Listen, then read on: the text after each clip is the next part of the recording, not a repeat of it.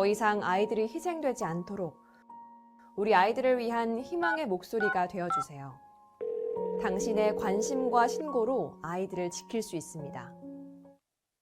당신이 희망의 목소리가 되어주세요. 안녕하세요. 아나운서 김민지입니다. 어린 시절 당한 학대의 기억은 평생 씻을 수 없는 상처로 남게 되는데요. 아동학대에 대한 처벌은 강화되고 우리의 공부는 커가는데도 해마다 아동학대는 사라지지 않고 있습니다. 2020년 집계된 전체 신고 접수 건수는 총 42,251건으로 전년 대비 약 2.1% 증가했습니다. 이 중 아동학대 의심 사례는 38,929건으로 전체 신고 접수의 92.1%로 나타났습니다. 이외 동일 신고는 557건으로 1.3%, 일반 상담은 2,761건으로 6.5%로 나타났습니다. 학대 행위자와 피해 아동과의 관계는 부모에 의한 학대 신고가 25,380건, 82.1%로 가장 많이 발생했습니다. 학대 가해자가 82.1%가 부모라는 사실 알고 계셨나요? 가장 안전하고 따뜻하게 보호받아야 할 공간에서 은밀하고도 잔혹하게 벌어지는 아동학대. 우리 아이들을 지키기 위해서는 모두의 세심한 관심과 신속한 신고가 절실하게 필요합니다. 이번 시간에는 아동학대의 정의와 유형에 대해 살펴보고 아동학대 관련법인 아동복지법과 아동학대 처벌법에 대해 살펴보도록 하겠습니다. 아동학대란 보호자를 포함한 성인이 아동의 건강 또는 복지를 해치거나 정상적인 발달을 저해할 수 있는 신체적, 정신적, 성적 폭력이나 가혹행위를 하는 것, 아동의 보호자가 아동을 유기하거나 방임하는 것을 말합니다.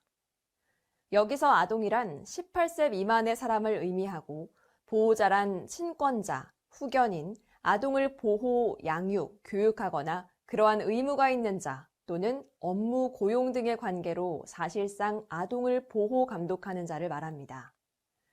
아동학대 행위자란 아동학대 범죄를 범한 사람 및 그 공범을 의미하므로 아동학대 범죄를 직접 범한 자가 아니라 그를 교사, 방조한 자도 아동학대 행위자에 해당합니다. 아동학대는 크게 신체학대, 정서학대, 성학대, 방임으로 나눌 수 있으며 이 학대들이 복합적으로 발생하는 중복학대도 발생할 수 있습니다. 신체학대는 보호자를 포함한 성인이 아동의 신체의 건강 및 발달을 해치거나 정상적 발달을 저해할 가능성이 있는 모든 신체적 폭력이나 가혹행위를 말합니다. 정서학대는 보호자를 포함한 성인이 아동에게 행하는 언어적 모욕, 정서적 위협, 감금이나 억제, 기타 가학적인 행위를 말하며 언어적, 정신적, 심리적 학대라고도 합니다. 성학대란 보호자를 포함한 성인으로 18세 미만의 아동의 정상적인 성적 발달을 저해하는 모든 성적 행위를 말합니다. 방임이란 보호자가 아동에게 위험한 환경에 처하게 하거나 아동에게 필요한 의식주, 의무교육, 의료적 조치 등을 제공하지 않는 행위를 말하며 유기란 보호자가 아동을 보호하지 않고 버리는 행위를 말합니다. 아동에게 신체적, 정서적, 성적으로 학대를 하거나 방임한 사람은 각 행위에 따라 처벌을 받게 됩니다. 특히 상습적으로 아동을 학대하고 살해 또는 치사죄 및 아동학대 중상해죄를 범한 사람은 그 죄에서 정한 형의 2분의 1까지 가중됩니다. 아동학대 처벌법에 따르면 아동학대가 발생한 것을 알게 되거나 의심이 되는 경우에는 누구든지 신고를 할 수 있는데요.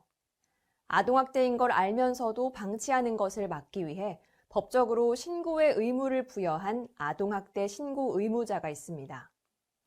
직무상 아동들을 밀접하게 관찰할 수 있는 아동학대 신고 의무자는 초중고교 직원, 의료인, 아이 돌보미, 보육교직원, 아동복지시설 종사자, 장애인 복지시설 종사자 등이 포함됩니다.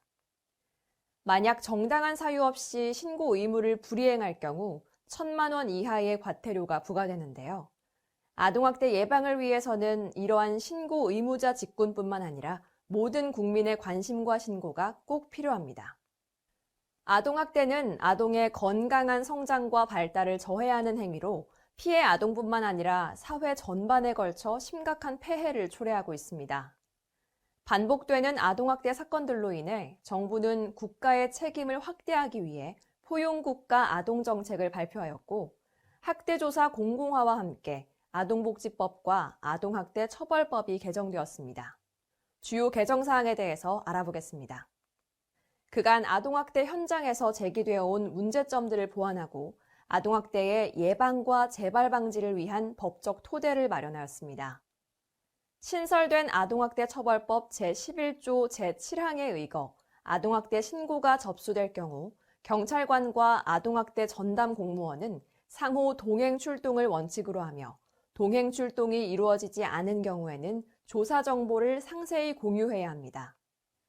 현장 출입 범위도 기존 신고된 현장에서 피해 아동을 보호하기 위해 필요한 장소로 확대되었으며 학대 행위자의 현장 조사 거부 시 불응 방해에 대한 과태료가 500만 원에서 1천만 원으로 상향되어 현장 조사 이행력이 강화되었습니다. 또 아동보호 전문기관이 심층 사례관리 전문기관으로 전환되어 사례관리를 주도하면서 가족기능 회복 지원 및 재학대 방지 기능이 강화되었습니다. 이 밖에도 위기아동을 조기에 발견하기 위한 노력들이 학교와 지자체를 통해 실시되고 있습니다. 코로나19 시기 비대면 학교 예비 소집을 실시하여 아동의 소재, 안전 점검 및 입학 단계, 출석 확인을 통한 이중 점검을 실시하고 있고, 교육복지사 등을 통해 방학 기간 및 신학기 모니터링, 가정 방문 등을 실시하여 위기아동 적극 발굴 및 지원을 실시하고 있습니다. 위기아동 조기 발견 활성화도 추진되고 있는데요. 이 아동 행복 지원 시스템을 통해 위기아동 가정 방문을 분기별로 실시하고 방문 인력인 공무원 대상으로 신고 요령을 교육하고 있습니다. 이번 시간에는 아동학대의 개념과 유형, 개정된 아동학대 관련법 등에 대해서 알아봤는데요. 점점 늘어나고 잔혹해지는 아동학대를 조기 발견하고 자신의 피해를 신고하기 어려운 아이들을 지키기 위해서는 우리 모두의 관심과 신고가 필요합니다.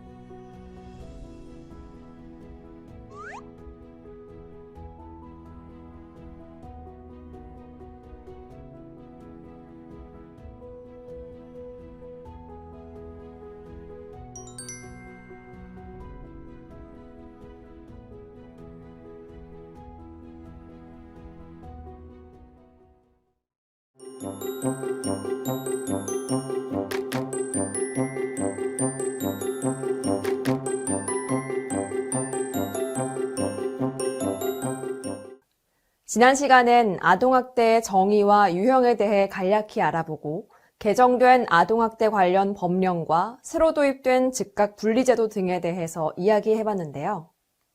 이번 시간은 아동학대의 유형과 주요 사례에 대해 구체적으로 살펴보고 아동학대를 당하고 있는 피해 아동이 보이는 징후는 어떤 것들이 있는지 알아보겠습니다. 아동학대는 보호자를 포함한 성인이 아동의 건강 또는 복지를 해치거나 정상적인 발달을 저해할 수 있는 신체적, 정신적, 성적 폭력이나 가혹행위를 하는 행위, 또 아동에 대해 적절한 보호를 제공하지 않고 유기 방임하는 행위라고 지난 시간에 알아봤습니다. 아동학대는 이렇게 신체학대, 정서학대, 성학대, 방임 및 유기 등으로 나뉠 수 있는데요. 좀 더 자세히 알아보겠습니다. 먼저 신체학대에 대해 살펴보면 신체학대는 아동에게 신체적인 손상을 입히거나 정상적 발달을 해치거나 해칠 위험이 있는 모든 행위를 말합니다. 손, 발로 때리고 꼬집고 물어뜯는 행위, 조르고 비트는 행위, 핥히는 행위, 도구나 완력을 사용하여 신체를 가해하는 행위 등 직접적으로 신체에 손상을 입히는 행위와 신체에 유해한 물질로 신체를 가해하는 행위도 포함됩니다. 아동에 대한 신체학대는 아동복지법상 5년 이하의 징역 또는 5천만 원 이하의 벌금에 처할 수 있습니다. 파리채, 회초리, 효자손, 여러분은 무엇이 떠오르시나요? 오래전부터 사용되어 온 체벌 도구들입니다. 하지만 법원은 이 익숙한 도구를 사용한 체벌도 아동에 대한 신체적 학대에 해당한다며 정당화될 수 없다는 결론을 내렸습니다. 사례를 보면요. 지갑에서 지폐를 훔친 10살 아동에게 친부가 체벌을 가한 사례인데요. 아이의 아버지는 화를 참지 못하고 파리채로 아이의 허벅지와 팔을 10회 정도 때렸습니다. 이에 대해 법원은 징역 6개월의 집행유예 1년을 선고했습니다. 경미하고 익숙한 체벌이라도 중대한 상해나 사망에 이르는 결과로 이어진 사례가 적지 않다고 보고 신체학대에 대해 더욱 민감하게 반응해야 한다고 판결한 것입니다. 이 외에도 주거지 베란다에 소변을 보고 장난을 치고 있는 3세 아동을 발로 차서 얼굴 부위에 멍이 들게 한 계모에게 징역 6개월에 집행유예 1년을 선고한 바 있습니다. 신체학대의 유형과 사례들을 살펴보았는데요. 그럼 피해를 당하고 있는 아동들의 의심 징후에는 어떤 것들이 있는지 살펴보겠습니다. 일반적으로 관찰 가능한 아동학대의 반응들이 있다고 합니다. 먼저 신체적 반응을 살펴보면 신체학대의 경우 설명하기 어려운 신체적 상흔, 발생과 회복의 시간차가 있는 상처, 사용된 도구의 모양이 그대로 나타나는 상처, 손바닥, 발바닥, 등, 엉덩이에 담뱃불 자국, 양말 모양, 장갑 모양, 도넛 모양의 상처, 뜨거운 물에 잠겨서 생긴 화상 자국, 팔, 다리, 목 등의 묶은 줄 자국의 화상, 겨드랑이나 팔뚝 안쪽, 허벅지 안쪽처럼 다치기 어려운 부위의 상처, 반복적으로 긁힌 상처가 보일 경우 신체학대를 당하고 있을 수 있으므로 지나치지 말고 신고해야 합니다. 또 행동으로도 징후가 나타나는데요. 다음에 징후를 보이는 아동은 각별히 관심을 가지고 지켜봐 주시기 바랍니다. 신체학대 피해를 입은 아동은 어른과의 접촉을 회피하고 다른 아동이 울 때 공포를 나타내거나 극단적으로 공격적이거나 위축된 모습을 보이는 경우가 많습니다. 또 부모에 대한 두려움을 나타내고 집에 가는 것을 두려워하는 경우, 위험에 대해 지속적인 경계를 보이는 경우 신체학대를 당하고 있을 가능성이 있으니 관심을 갖고 살펴봐 주시기 바랍니다. 정서학대란 보호자를 포함한 성인이 아동에게 행하는 언어적 모욕, 정서적 위협, 감금, 억제, 신체 상흔에 의한 두려움, 기타 가학적인 행위를 말하며 언어적, 정신적, 심리적 학대라고도 합니다. 아동에게 직접적인 폭력을 가하지 않아도 아동의 정서를 불안하게 하거나 고립감이나 공포감, 소외감, 모멸감을 주게 하는 일체 행위는 아동에 대한 정서적 학대 행위에 해당할 수 있습니다. 조금 더 구체적으로 살펴보면 아동에게 원망적, 거부적, 적대적 또는 경멸적인 언어폭력, 잠을 재우지 않는 것, 벌거벗겨 내쫓는 행위, 형제나 친구 등과 비교, 차별, 편애하는 행위, 가족 내에서 왕따시키는 행위, 또 아동이 가정폭력을 목격하도록 하는 행위, 정서학대는 신체학대와 마찬가지로 아동복지법상 5년 이하의 징역 또는 5천만 원 이하의 벌금에 처할 수 있습니다. 부모들이 습관처럼 뱉는 이와 같은 말들도 아동에게는 큰 상처가 됩니다. 어떤 말들은 그것이 실제로 행해지지 않는 말이라 해도 아동의 발달에 부정적인 영향을 미칠 수 있습니다. 최근 법원 사례를 보면 8세 아동이 휴대전화를 여러 번 잃어버린 경험이 있다는 이유로 잃어버렸다가 다시 찾은 휴대전화를 아동이 보는 앞에서 망치로 깨뜨린 행위를 정서학대로 보았고, 부모가 아동에게 준 음료수를 마시지 않았다고 잠옷 차림과 맨발로 집 밖으로 내쫓아 1시간 방치한 행위도 모두 정서학대로 판단했습니다. 다음 사례는 학습 강요 사례인데요. 고3 수험생인 A군, 초등학생 때부터 하루에 16시간 앉혀두고 공부시키고 성적이 떨어지면 때리거나 밥을 굶기기도 하였습니다. 1등만을 강요하는 엄마가 무서워 A군은 모의고사 성적표를 위조하기도 하였는데요. 어머니가 성적표 위조를 알게 될까 두려워 어머니를 살해한 사건이 있었습니다. 그럼 정서학대를 당하고 있는 아동은 어떤 의심 징후들이 있을까요? 정서학대를 당한 아동의 경우 발달 지연이나 성장장애, 신체 발달이 늦어질 수도 있습니다. 행동적 징후로는 특정 물건을 계속 빨거나 물어뜯는 행동을 하기도 하며 반사회적, 파괴적 행동장애, 수면장애, 놀이장애, 히스테리, 강박, 공포도 정서학대의 징후일 수 있습니다. 또한 극단적인 행동이나 지나친 행동을 하거나 발달 지연, 심할 경우 자살을 시도할 수도 있으며 부모와의 접촉에 두려움을 느낄 수 있습니다. 다음은 성학대에 관해 살펴보겠습니다. 성학대란 보호자를 포함한 성인이 아동의 성적 발달을 저해하는 모든 성적 행위를 말합니다. 행위자에게 자신의 성적 욕구 충족이라는 목적이 없는 경우에도 성학대로 인정된 사례가 있습니다. 아동을 성적으로 추행하는 행위 및 아동에게 유사성 행위를 하는 행위, 성교를 하는 행위, 자신의 성적 만족을 위해 아동을 관찰하거나 아동에게 성적인 노출을 하는 행위, 성매매를 시키거나 성매매를 매개하는 행위 등은 성학대에 해당합니다. 아동복지법상 아동에게 음란한 행위를 시키거나 이를 매개하는 행위 또는 아동에게 성적 수치심을 주는 성희롱 등의 성적 학대 행위는 10년 이하의 징역 또는 1억 원 이하의 벌금에 처해집니다. 최근 법원은 4세의 아동에게 자위 행위를 지켜보게 한 친부에 대해 피해 아동의 심리적 성장과 성적 정체성 형성에 부정적인 영향을 미칠 것으로 보고 징역 4년에 80시간의 성폭력 치료 프로그램 이수를 명한 바 있습니다. 성학대 피해 아동은 어떤 의심 징후들이 있는지 살펴보겠습니다. 성학대를 당한 아동의 신체적 징후의 경우 걷거나 앉는 것을 어려워할 수 있습니다. 또 찢어지고 피로 얼룩진 속옷, 회음부의 동통과 가려움, 생식기에 생긴 상처, 긁힌 자국, 회음부, 질, 항문 부위의 출혈이나 멍, 항문 손상, 10대 이전의 성병 감염, 임신 역시 성학대의 반응으로 의심할 수 있습니다.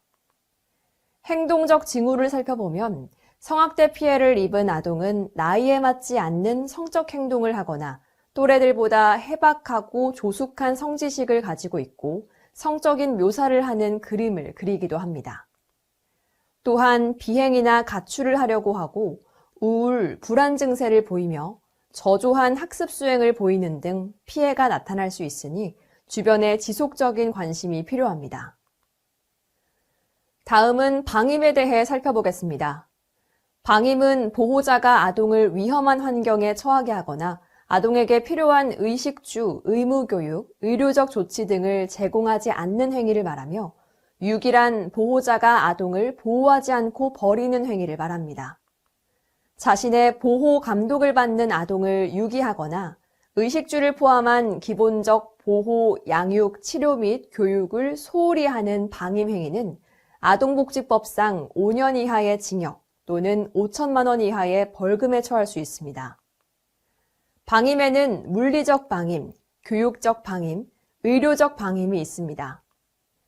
물리적 방임은 기본적인 의식주를 제공하지 않는 행위, 불결한 환경에 아동을 방치하는 행위, 보호자가 아동을 가정 내에 두고 가출한 경우가 있습니다.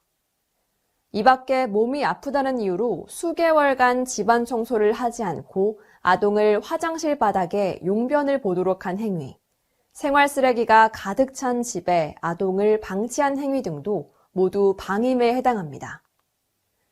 교육적 방임은 보호자가 특별한 사유 없이 아동을 학교에 보내지 않거나 아동의 무단결석을 방치하는 행위, 아동의 교육적 욕구 및 의무에 대한 방치 행위, 준비물을 챙겨주지 않는 행위 등입니다. 최근 친부가 경제적 사정이 어렵다는 이유로 아이를 타 지역으로 데려간 후 초등학교에 보내지 않고 PC방에 방치하는 사건이 있었습니다. 타 지역에서도 비슷한 사건이 있었는데요. 친부가 별다른 이유 없이 아동을 학교에 보내지 않고 다른 대체 교육도 시키지 않은 것입니다. 이는 모두 아동에게 의무 교육을 제공하지 않은 교육적 방임으로 아동학대에 해당합니다. 의료적 방임은 아동에게 필요한 의료적 처치 및 개입을 하지 않는 행위를 말합니다. 유기는 아동을 보호하지 않고 버리는 행위입니다. 아동을 병원에 입원시키고 사라지는 경우나 시설 근처에 버리고 가는 행위도 유기에 포함됩니다. 보호자가 아동을 시설 근처에 두고 사라진 경우, 보호자가 친족에게 연락하지 않고 무작정 아동을 친족집 근처에 두고 사라진 경우가 해당합니다. 그럼 방임 피해 아동은 어떤 의심 징후들이 있는지 살펴보겠습니다. 비위생적인 신체 상태나 치과 치료 등 의학적 치료의 부족, 아동의 몸에서 악취가 지속적으로 나는 경우 방임을 의심해 볼 수 있습니다. 방임을 당하는 아동은 계절에 맞지 않는 부적절한 옷차림을 하고 있거나 배고픔을 이기지 못하고 음식을 구걸하거나 훔치기도 합니다. 학교에 일찍 등교하고 집에 늦게 가는 행동을 보이기도 하며 수업 중 조는 등 지속적인 피로, 불안정감을 호소하고 학교에 나오지 않는 날이 많을 수 있으니 관심을 갖고 살펴봐 주시길 바랍니다. 지금까지 아동학대의 유형과 의심징후로 신체학대, 정서학대, 성학대, 방임에 대해 알아보았는데요. 이러한 학대 유형은 피해 아동에게 2가지 이상이 복합적으로 발생될 수도 있습니다. 무심코 지나칠 수 있는 이런 징후들이 아이들이 보내는 마지막 SOS 신호일 수도 있습니다. 아동학대 의심 징후를 발견한다면 주저하지 말고 즉시 신고해 주시길 바랍니다. 가장 보호받아야 할 공간에서 은밀하고 잔혹하게 일어나는 아동학대. 반복되는 아동학대로부터 우리 아이들을 지키기 위해서는 아이들이 보내는 구조 신호에 보다 예민하고 세심하게 반응해야 합니다.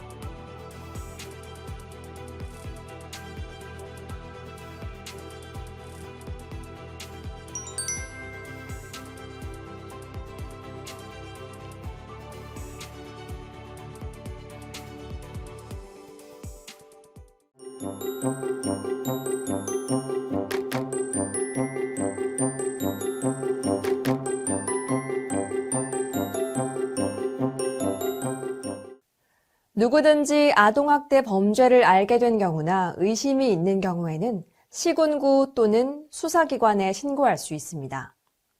이번 시간에는 아동학대의 의심과 신고 방법에 대해 알아보고 신고 이후 주의해야 할 점과 피해 아동의 보호 절차에 대해 살펴보겠습니다.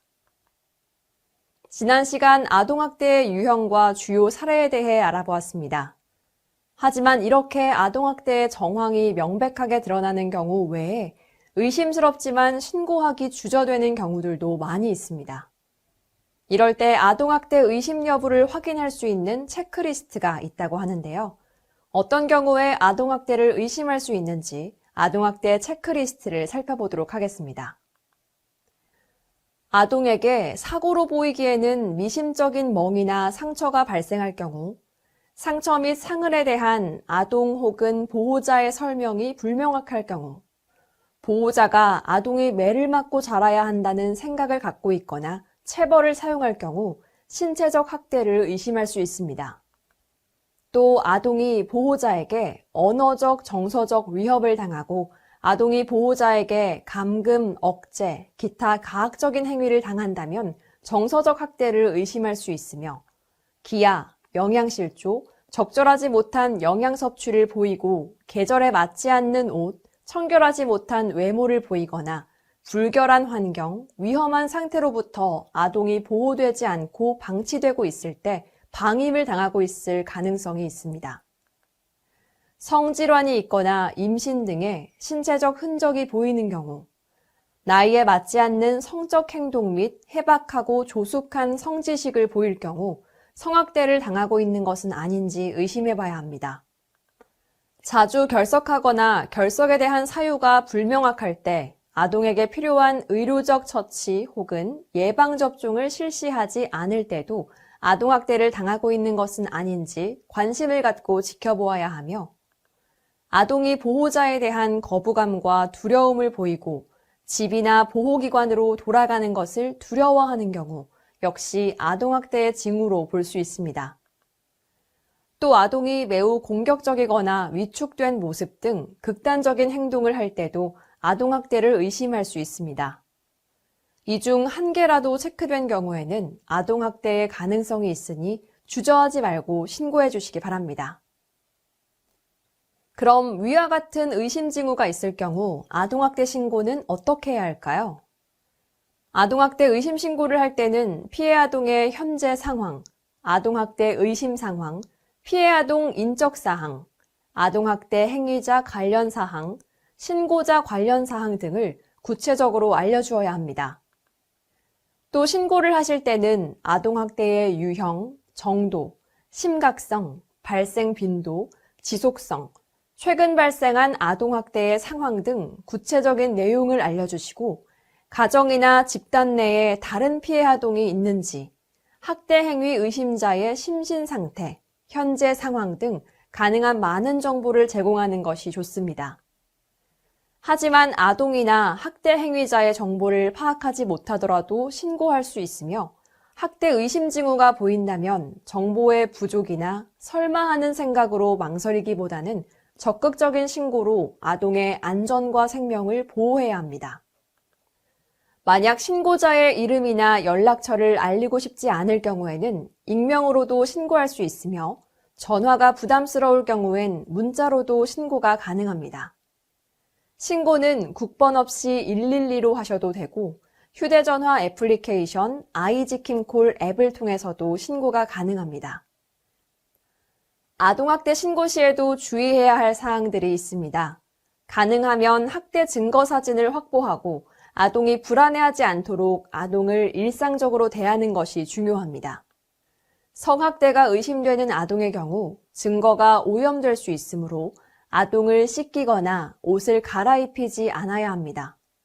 진술에 오염이 발생할 수 있으므로 학대에 대해 계속 캐묻거나 유도 질문을 하지 않아야 하며 현장 조사에 적극적으로 협조하는 것도 중요합니다. 또 아동학대 신고 의무자는 신고 시 학대 행위자로 의심되는 보호자에게 신고 내용을 알리지 않는 등 아동학대 증거가 은폐되지 않도록 주의해야 합니다. 그러나 무엇보다 중요한 것은 신고 후 아동을 대하는 태도입니다. 신고 전과 동일한 태도로 아동을 대하고 아동의 욕구에 민감하게 반응하며 존중과 이해로 대하도록 노력해야 합니다. 신고 후 아동은 학대받은 사건을 생각하며 자주 우울하거나 불안해할 수 있기 때문에 아동의 분위기 변화를 파악해야 하며 아동의 말을 경청하고 비언어적인 대화에도 반응해 주도록 노력해야 합니다. 무엇보다 학대받은 것이 아동의 잘못이 아님을 확인시켜 주어야 합니다. 신고자는 신고 후에 신고 내용과 학대 피해 의심 상황에 대한 조사를 받게 될 수도 있는데요. 이때 경찰과 아동학대 전담 공무원의 조사에 적극적으로 협조하고 이후에도 아동학대 전담 공무원과 아동보호 전문기관과의 협력을 유지하는 것이 필요합니다. 다음은 피해 아동 보호 절차에 대해 알아보도록 하겠습니다. 아동학대 신고 접수가 되면 경찰 또는 아동학대 전담 공무원은 지체 없이 현장 출동을 합니다. 필요한 경우 피해 아동과 학대 행위자에 대한 응급조치 또는 즉각분리 등 분리 보호를 합니다. 피해 아동, 아동학대 행위자, 주변인 등을 조사하여 학대 피해 정도와 학대 피해 사실에 대한 다양한 증거를 수집합니다. 아동을 만났을 때 신체에 상흔이 있는지, 아동의 피해 정도는 얼마나 되는지를 확인해 증거를 수집합니다. 이때 조사 대상자는 적극적으로 조사에 협조해 주셔야 합니다. 그리고 아동의 보호가 필요한 경우 출동한 현장에서 응급조치 또는 즉각 분리를 통해 아동의 안전을 확보해야 합니다. 아동학대 전담 공무원은 조사 결과를 바탕으로 살해 행위 등을 통해 아동학대 여부를 판단합니다. 아동학대 사례로 판단될 경우 피해 아동 보호 계획을 수립하여 아동을 원 가정에 그대로 보호하면서 살피거나 학대 행위자로부터 분리하여 보호하는 등의 조치를 할 수 있습니다. 물론 학대가 심각할 경우에는 고소, 고발 등 학대 행위자에 대한 조치를 진행합니다. 이후 아동보호 전문기관은 보호계획을 바탕으로 피해 아동의 후유증을 감소시키기 위해 다양한 치료와 상담, 지원 프로그램을 시행하고 학대 행위자에게는 재학대 방지를 위한 상담, 교육, 심리치료 프로그램 등을 지원합니다. 아동이 안전한 보호를 받고 있는지 사례 점검을 시행하여 종결 요건에 부합할 경우 사례 종결을 하게 됩니다. 사례 종결을 하더라도 아동의 안전 및 재학대 여부 등을 확인하기 위해 사후 관리도 진행합니다. 아동보호 전문기관은 피해 아동과 아동 가족의 상황을 고려하여 상담 및 교육 실시, 심리검사와 심리치료를 지원 및 안전 상황을 모니터링합니다. 또한 병원 진료와 입원 등 의료적 자원 연계, 분리보호 중인 아동이 가정 내에서 안전하게 생활할 수 있다고 판단되는 경우 가정 복귀 프로그램 실시 등 다양한 서비스를 제공합니다. 이를 통해 피해 아동의 학대 후유증을 감소시키고 재학대가 발생하지 않도록 지원하여 가족 기능을 회복하도록 관리합니다. 그러면 신고자 보호는 어떻게 이루어질까요? 신고자의 신분은 아동학대 범죄의 처벌 등에 관한 특례법 제10조의 2, 제62조의 2에 의해 보장됩니다. 신고자에 대한 불이익 조치 금지, 비밀 엄수에 대해 규정하고 있으며 신고자에 대한 보호 조치는 공익신고자 보호법, 범죄신고자법에 포괄적으로 규정하고 있습니다. 신고자의 인적사항 또는 신고자임을 미루어 알 수 있는 사실을 다른 사람에게 알려주거나 공개 또는 보도한 자는 3년 이하의 징역이나 5년 이하의 자격정지 또는 3천만 원 이하의 벌금에 처해집니다. 또 신고자를 파면, 해임, 해고 등 신분상실 조치를 한 자는 2년 이하의 징역 또는 2천만 원 이하의 벌금에 처하고 징계, 신고자를 전보, 평가 차별, 교육기회 취소, 집단 따돌림, 부당 감사, 주의 대상자 명단 작성 등 불이익을 준 자는 1년 이하의 징역 또는 1천만 원 이하의 벌금에 처해집니다. 신고자는 수사나 재판 과정에서 신고자의 인적사항을 기재하지 아니하고 가명으로 조서를 작성할 수 있으며 신고자가 보복을 당할 우려가 있는 경우에는 시설보호, 신변경호, 참고인 또는 증인 출석 귀가 시 동행, 주거에 대한 주기적 순찰 등 신변안전 조치를 받을 수 있습니다.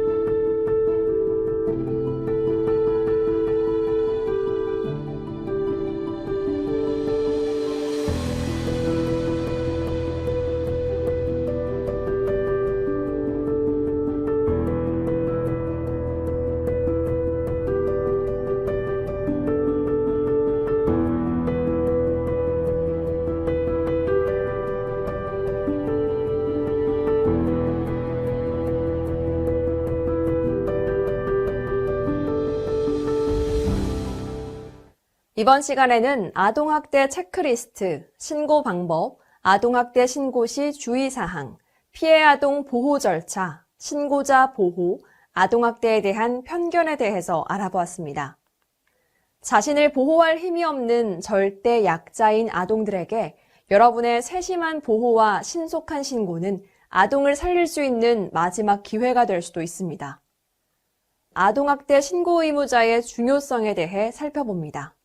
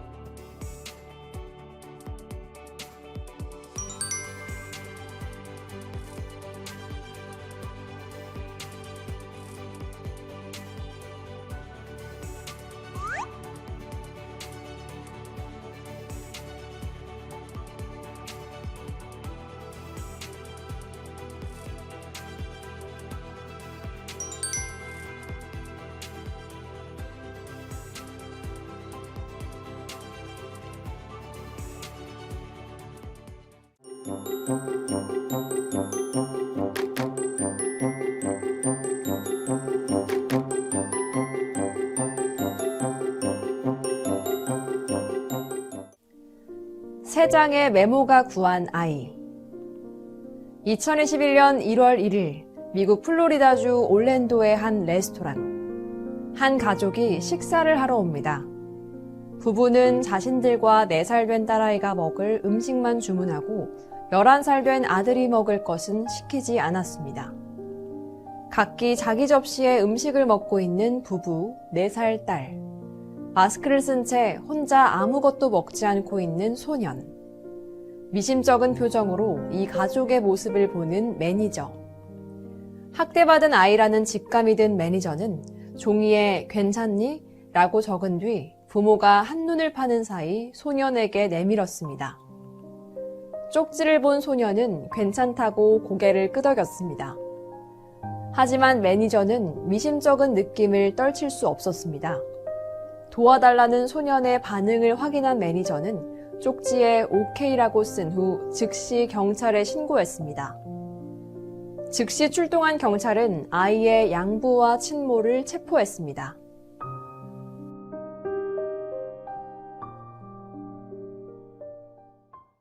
지난 시간까지 아동학대의 정의와 유형, 아동학대 의심 징후, 아동학대를 발견할 경우 신고 방법 등에 대해 알아보았는데요.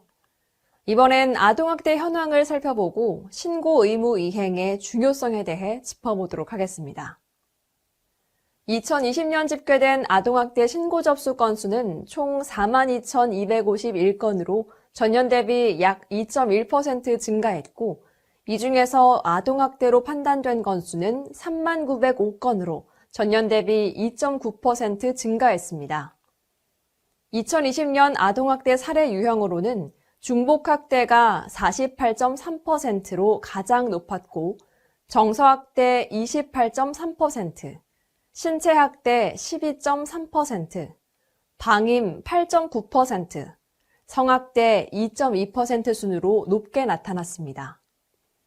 특히 두 가지 이상의 학대가 동시에 일어나는 중복학대의 경우 신체학대와 정서학대가 39.2%로 가장 높았고, 이어서 정서학대, 방임이 3.5%, 신체학대, 정서학대, 방임이 3.2%, 또 모든 학대 유형이 함께 발생한 신체학대, 정서학대, 성학대, 방임은 0.1%로 나타났습니다. 피해 아동의 연령을 살펴보면 만 13세에서 15세가 22.9%로 가장 큰 비중을 차지하였고, 그 다음으로는 만 10세에서 12세가 22.5%, 만 7세에서 9세가 19.5%로 나타났습니다. 특히 1세 미만 영유아의 학대 비율이 2%로 낮은 것은 실제 학대 건수가 적다기보다는 피해 아동의 연령상 피해 사실이 외부로 노출될 확률이 낮다고 보는 편이 합리적이기에 더 많은 관심과 주의가 필요합니다. 여기서 우리가 관심을 가져야 하는 부분은 가정 내에서 일어나는 아동학대에 대해서 관심을 가져야 하는데, 아동은 자신이 당하고 있는 피해를 외부에 알리기 어려울 수 있습니다. 학대 행위자와 피해 아동과의 관계는 부모 81.1%로 아동학대 사건의 절대 다수가 가정 내에서 부모에 의해 발생한다는 것을 확인할 수 있습니다. 이어서 대리 양육자가 9.5%, 친인척 5.4%, 타인 1.8% 등의 순으로 나타났습니다. 대리 양육자 중에서는 초중고교 직원이 2.9%로 가장 높았습니다.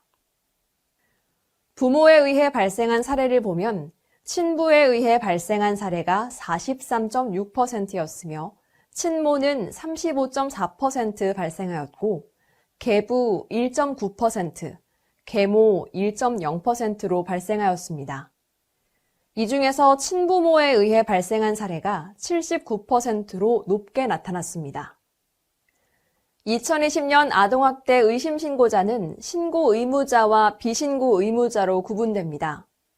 아동학대 신고 건수 총 38,929건 중에 아동학대 신고 의무자에 의한 신고는 28.2%로 나타났으며, 세부적으로는 초중고교 직원에 의한 신고가 9.8%로 가장 높았습니다.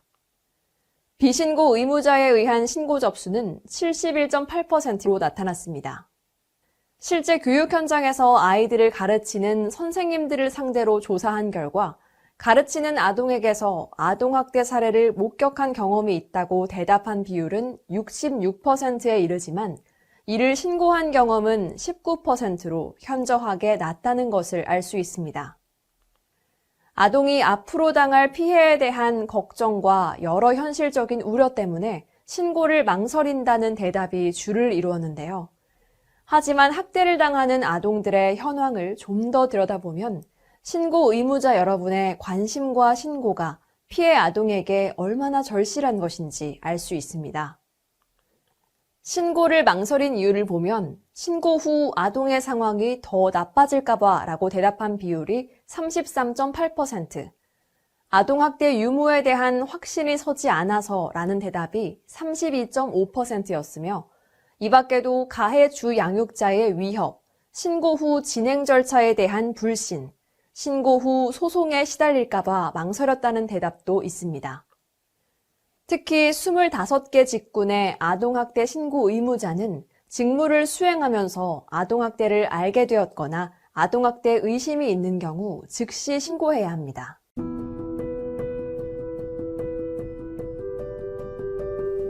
데이브 펠처는 12살까지 친어머니로부터의 가혹한 아동학대를 받았습니다. 어머니는 데이브를 굶기고 욕실에 가두기도 하고 또 끔찍한 신체적 학대를 했습니다. 배고픔을 이기지 못한 데이브는 학교 친구들의 음식을 훔쳐 먹다 친구들의 따돌림을 당하기도 했습니다. 이를 이상하게 여긴 선생님의 신고로 학교로 소환되기도 한 데이브의 엄마. 하지만 그때마다 완벽한 연기로 데이브의 어머니는 사건을 무마합니다. 학교에서 문제아로만 알았던 데이브를 유심히 지켜보던 선생님은 끈질긴 관심으로 데이브의 행색과 몸에 가득한 상처들을 학대로 인해 나타난 사실임을 알게 되었고, 선생님이 당국에 신고함으로써 사건은 밝혀져 데이브는 아동보호소로 위탁되었습니다.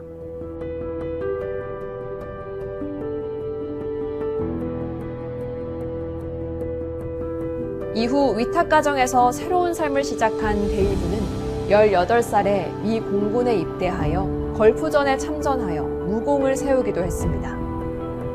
이후 데이브는 그의 감동 어린 이야기와 어린이 사랑운동으로 전국적인 인물이 되었습니다. 우리 모두의 관심과 신고가 한 아이의 인생을 바꿀 수도 있다는 사실, 책임감과 사명이 느껴지는데요. 그런데 만약 이런 의무가 있는 신고 의무자가 아동학대를 저지르면 어떻게 될까요? 아동학대 범죄의 처벌 등에 관한 특례법 제7조, 아동복지시설의 종사자 등에 대한 가중처벌에 따라 신고 의무자가 보호하는 아동을 학대하면 그 죄에 정한 형의 2분의 1까지 가중됩니다. 신고 의무자인 경우 업무의 특성상 일반인에 비해 피해 아동에 대한 보호 요청이 더욱 강하게 요구되기 때문에 불법성이 크다고 판단되어 가중처벌을 하는 것입니다. 이번 시간은 아동학대 현황을 살펴보고 아동학대 신고 의무자의 중요성에 대해 알아보았는데요. 아동은 신체적으로나 정신적으로 성숙하는 과정에 있으며 상처받기 쉬운 존재입니다. 때문에 바람직한 성장을 위해서는 우리 어른들의 지속적인 관심과 도움이 절대적으로 필요하다고 할 수 있습니다. 이 시간을 계기로 이 땅의 모든 아이들이 따뜻하고 안전한 환경에서 더 건강하고 행복하게 성장할 수 있게 되기를 바랍니다. 지금까지 함께 해주셔서 감사합니다.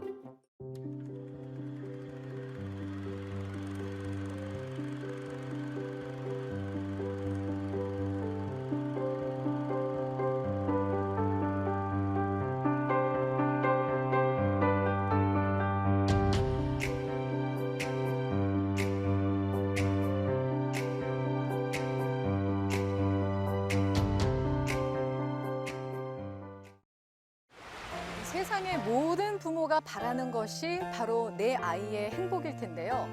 하지만 아이를 보살피고 잘 자라게 하는 과정이 순탄치만은 않습니다. 앞서 보신 화면처럼 아이가 싫어라는 말을 내뱉는 순간 부모와 아이의 갈등이 시작이 되는데요. 내 속으로 난 아이인데 아이 마음을 잘 모르겠어요라는 부모님들도 많으십니다. 오늘 이 시간은 처음 부모가 되신 분들 그리고 세상의 모든 엄마 아빠가 아이와 함께 행복한 가정을 꾸릴 수 있는 방법들을 고민해 보도록 하겠습니다. 첫 시간은 우리의 또 다른 이름이죠. 부모에 집중해 볼 텐데요. 오늘 이 시간 유아교육 전문가 김경란 교수님과 함께 얘기 나눠보겠습니다.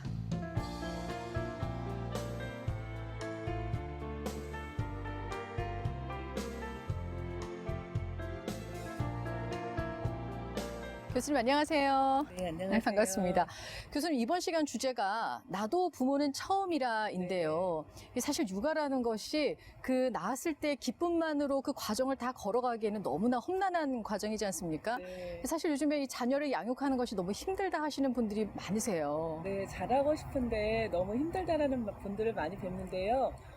일단 양육을 할 때 그 아이 자체가 인격체라는 건데요. 네. 우리가 아이를 인격체로 인정하지 않다 보니까 양육에 더 어려움이 많아지시는 것 같아요. 맞습니다. 네, 네. 그래서 우리가 결국은 아이를 만나더라도 부모와 아이가 인격대로 만나는 건데 어떻게 하면 그 어려운 길을 조금 더 잘 해낼 수 있을까 고민하시는 분들이 많이 계세요. 네, 맞습니다. 네, 근데 부모란 의미부터 우리가 먼저 말씀을 드리자면은요. 일단 우리가 함께 살아가는 과정에서 제가 아나운서님하고 저하고 약속을 할 때도 시간이 어떤지 상황이 어떤지 먼저 살펴봐야 하는 것처럼 네. 아이들을 양육할 때도요. 아이들의 상황이 어떤지 먼저 살펴보셔야 되는데 그 부분이 많이 빠져 있어서 더 고민이 많아지시는 것 같아요. 네, 맞습니다. 너무 어렵죠. 사실은 그렇게 네. 아이에게 그러한 태도를 유지한다는 게 사실 쉽진 않은 것 네, 같습니다. 그래서 예. 우리가 아이를 처음 만나는 그 순간, 아이를 출산한 그 순간에도 굉장히 많은 걸 준비를 하고 있습니다. 그래서 우선 뭐 필요한 옷이라던가 침구리라던가 아이들에게 무엇을 먹이고 어떻게 재우면 좋을지를 많이 고민을 하는데요. 반면에 내가 어떤 부모가 될지, 그 다음에 아이에게 어떤 부모를 필요로 하는지 그 부분에 대해서는 별로 생각해 보지 않으시는 것 같아요. 네. 예, 그래서 어떻게 하면 좋은 부모가 될 수 있는지 우리가 많이 고민을 하고 있는데 일단 부모가 된다라는 거는 20년 정도, 짧게는 20년? 네. 그래서 아이를 신체적으로, 정서적으로, 경제적으로 독립할 때까지 양육을 하는 건데요. 우리가 어딘가 길을 떠날 때 지도가 있으면 굉장히 도움이 많이 되시지요. 아유, 그렇죠. 예, 그런데 우리가 아이를 키우는 20년 동안에 그런 지도를 갖고 있지 않습니다. 그리고 그런 지도가 없을 뿐만 아니고 가장 아이들에게 특별한 영향을 주는 게 부모임에도 불구하고 잘하고 싶은 마음은 간절하고 네. 정말 잘하고 싶은데요. 아이를 낳기 전에 어떤 부모가 될지 어떤 부모 역할을 할지 생각할 겨를도 없이 자녀를 만나게 됩니다. 네. 그런데 가장 어려운 점은요. 우리가 부모님에게 받았던 그 양육의 경험을 그대로 되물림한다라는 게 가장 더 어려운 점일 수도 있습니다. 네네. 네, 그래서 아이들을 만나면서 내가 어떤 부모가 될지 생각을 하는 데 있어서 내가 어렸을 때 했던 나쁜 경험들, 그 다음에 내가 어렸을 때 이런 부모가 되고 싶었다라는 그런 좋은 것들, 이런 것들을 다시 한번 생각해보는 그런 시간을 가지신다면 훨씬 더 좋은 부모로서 살아갈 수 있을 겁니다. 네.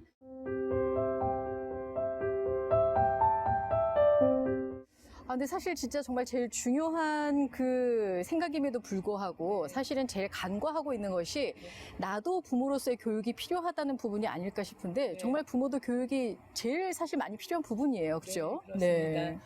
예, 우리가 일단 자녀를 양육할 때 가장 중요한 거는 긍정 양육이라는 부분을 말씀드리겠습니다. 네. 아이가 키우기 힘들고 아이는 조금 제멋대로다라는 그런 것보다는 어떻게 하면 아이와 소통할 수 있고 내가 아이의 발달을 이해하고 어떻게 하면 아이의 발달을 조금 더 도와줄 수 있는지 아이하고 상호 소통하고 아이를 이해하고 아이와 상호 신뢰를 갖는 것 그거를 바탕으로 했을 때 긍정 양육이 이루어질 수 있습니다. 네. 그리고 더욱 중요한 것은요. 많은 아이를 대상으로 해서 인간 발달을 연구하는 학자나 심리학자들에 의하면은 어린아이들의 그 어린 시기의 부모와의 양육 경험이 아이들의 인생 전반에 걸친 관계에 계속 영향을 주게 됩니다.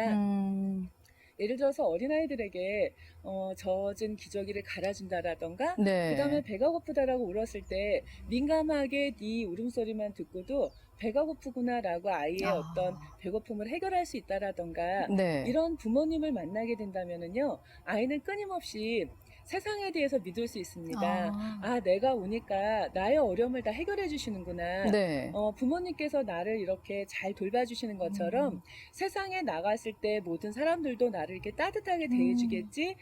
세상에는 이렇게 좋은 사람들이 많이 있겠지. 이런 인간관계의 어떤 신뢰가 있기 때문에 아이들은 굉장히 편안하게 성장할 수 있는데요. 네. 이런 것들을 바로 안정애착이라고 이야기합니다. 네. 근데 사실 그 많은 분들이 영유아기에는 아이가 뭘 모를 거야. 네. 그러니까 좀 너의 이런 요구사항은 좀 내가 힘들고 이럴 때는 조금 뭐 이렇게 지나갈 수도 있지 않니? 라고 얘기를 하시는데 네. 지금 교수님 말씀을 들어보면 네. 정말 그 시기에 민감하게 부모가 반응을 해주는 그 애착관계 형성이 제일 중요하다는 얘기신 네, 거잖아요. 그렇습니다.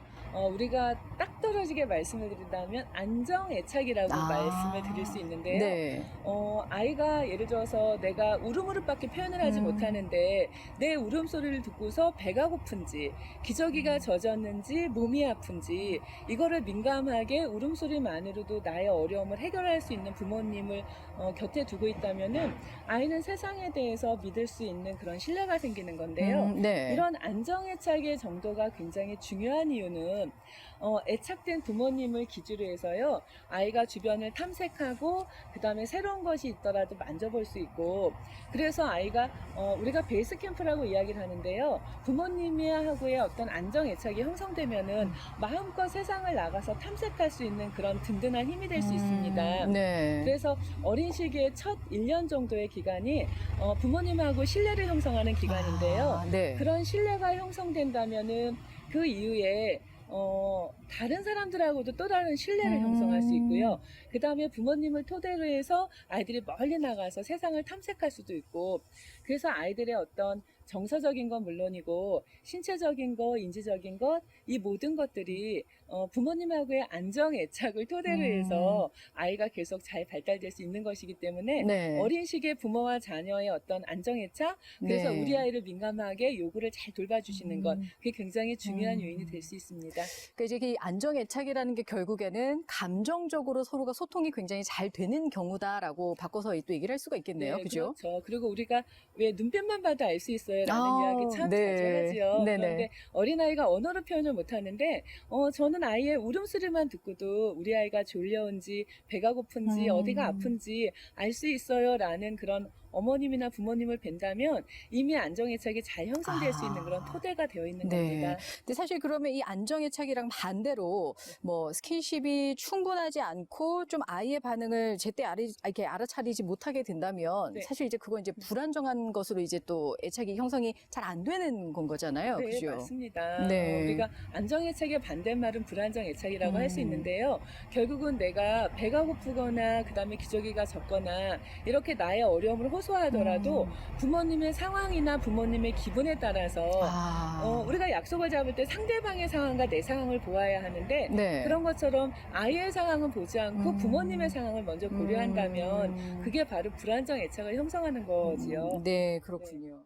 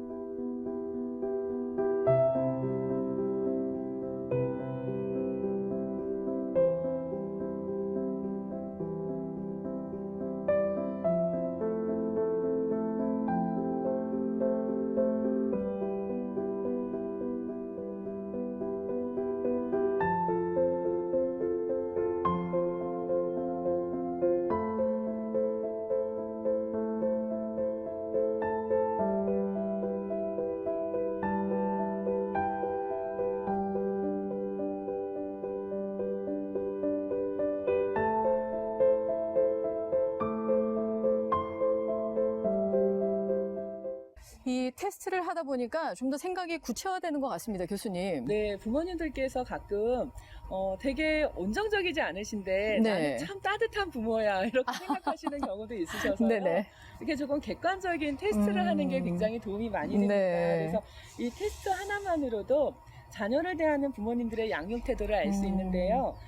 부모님의 자녀 양육 태도는 아이를 만난 다음부터 자녀와 모든 관계를 떠날 때까지 네. 부모님께서 자녀에게 주는 행동이고 그 양육 행동으로 인해서 아이는 세상을 살아가는 모든 방법을 익히게 되는데요. 그래서 네. 결국은 부모님의 어떤 양육 태도가 아이가 세상을 살아가는 데 있어서 인간관계를 맺거나 아니면 새로운 어떤 생활을 시작하는 데 있어서 계속적인 영향을 주기 때문에 네. 부모님들 스스로 자신의 양육 태도를 한번 점검해 보는 건 굉장히 중요합니다. 그런데 네. 부모님들의 어떤 양육 태도를 보면은요. 부모님께서 처한 어떤 사회적, 경제적 이런 것들에도 굉장히 영향을 많이 받고요. 또 하나는 부모님께서 어린 시기에 당신의 부모님으로부터 받았던 양육 경험, 아, 맞아요. 네, 네. 이런 것들을 그대로 되물림하게 되는데요. 심지어는 어렸을 때 나는 이 다음에 엄마가 되면 저렇게는 안 할 거야.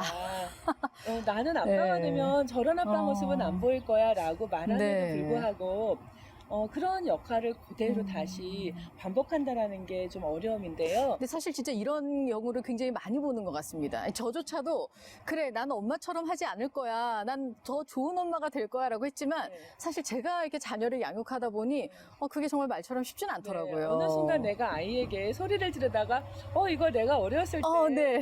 내가 엄마가 되면 하지 않아야지 했던 모습을 발견하실 수 있을 거예요. 네, 맞습니다. 예. 네, 그런데 우리가 가장 그 부모님의 어떤 행동 유형을 보면은 권위적인 부모의 유형을 먼저 살펴보겠습니다. 네. 그런데 이렇게 권위적인 부모인지 아니면은 아이의 말에 귀 기울여주고 그 다음에 아이와 의사소통도 적절하게 잘하는 그런 권위가 있는 부모인지 아니면 아이가 때를 부리면은 그래 이게 너의 길을 살리는 거야 라면서 모든 걸 허용하는 네. 그런 부모의 유형도 있습니다. 네네. 부모님들께서 나의 양육 태도를 점검하는 것 그것만으로도 충분히 가치가 있고요. 네. 나의 양육 태도를 점검해 보시면 조금 더 좋은 양육 태도를 찾으실 수 있을 겁니다. 네.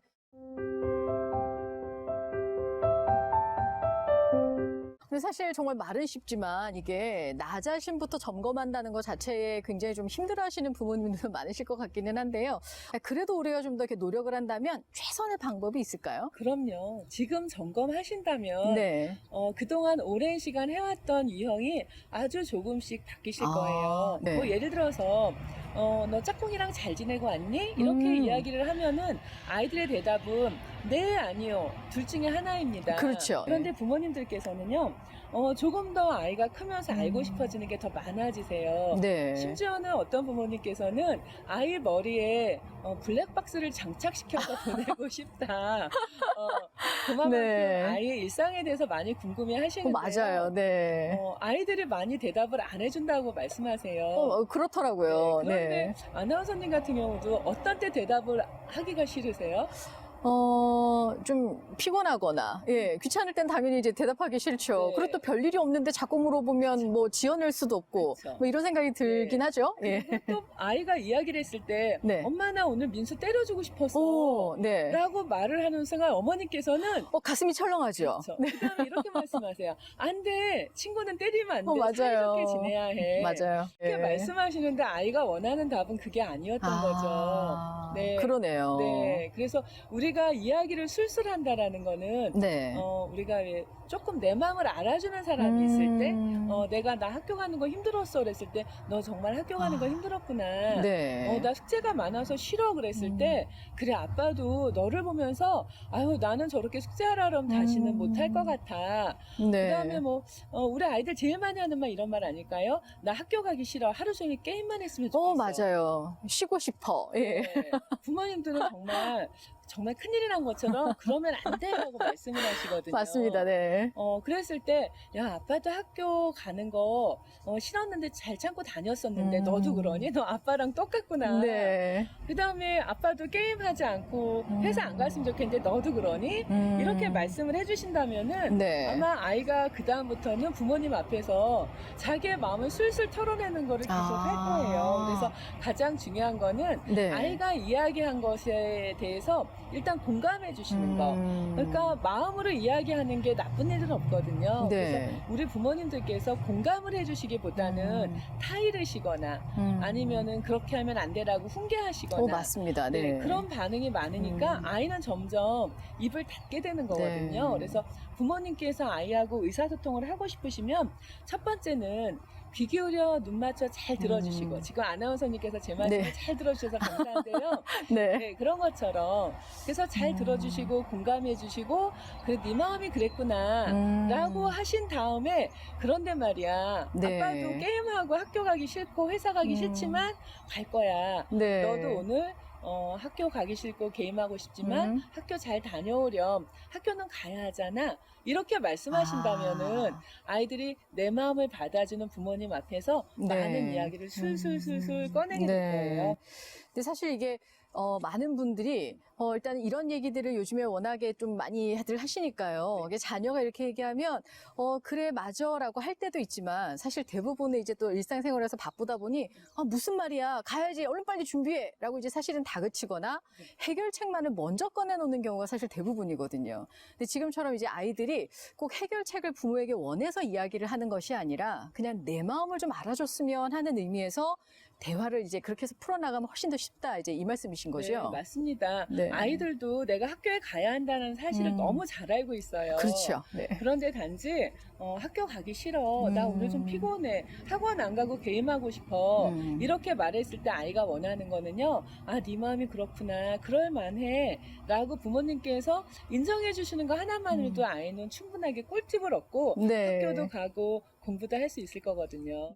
누구든 사실 여러 가지 시행착오를 겪기 마련입니다. 근데 이제 부모는 이제 자녀뿐만 아니라 자기 자신에 대해서도 정말 잘 알고 있어야 이 모든 문제들을 현명하게 해결해 나갈 수 있다는 이야기를 오늘 나눴는데요. 나를 돌아보고 또 자녀를 이해하고 그리고 또 공감하는 의사소통을 실천한다면 아마 지금 방송 보시는 여러분께서는 지금보다 조금 더 한 발자국 나아가 성장해 있는 여러분들을 발견하실 수 있을 겁니다. 교수님 오늘 말씀 고맙습니다. 네, 고맙습니다.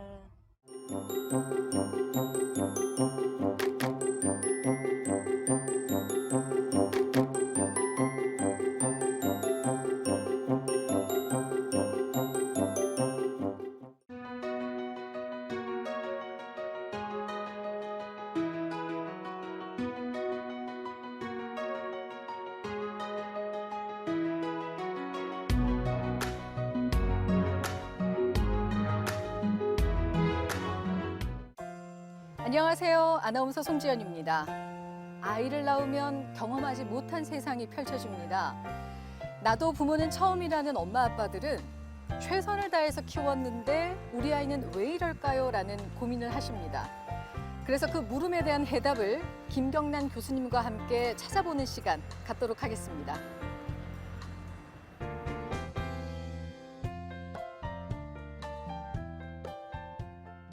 오늘 주제가 우리 아이의 특성을 한번 이해해보자인데요.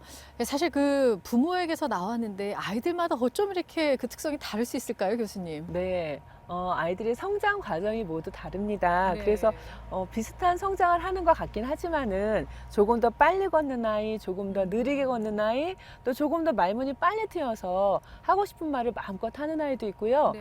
또 아이들의 경우에 사춘기가 언제 오는지에 따라서 부모님들이 양육의 어려움을 누가 더 빨리 경험하는지 그런 것도 있는데 어쨌든 세상 모든 아이들이 똑같은 아이는 한 명도 없습니다. 네.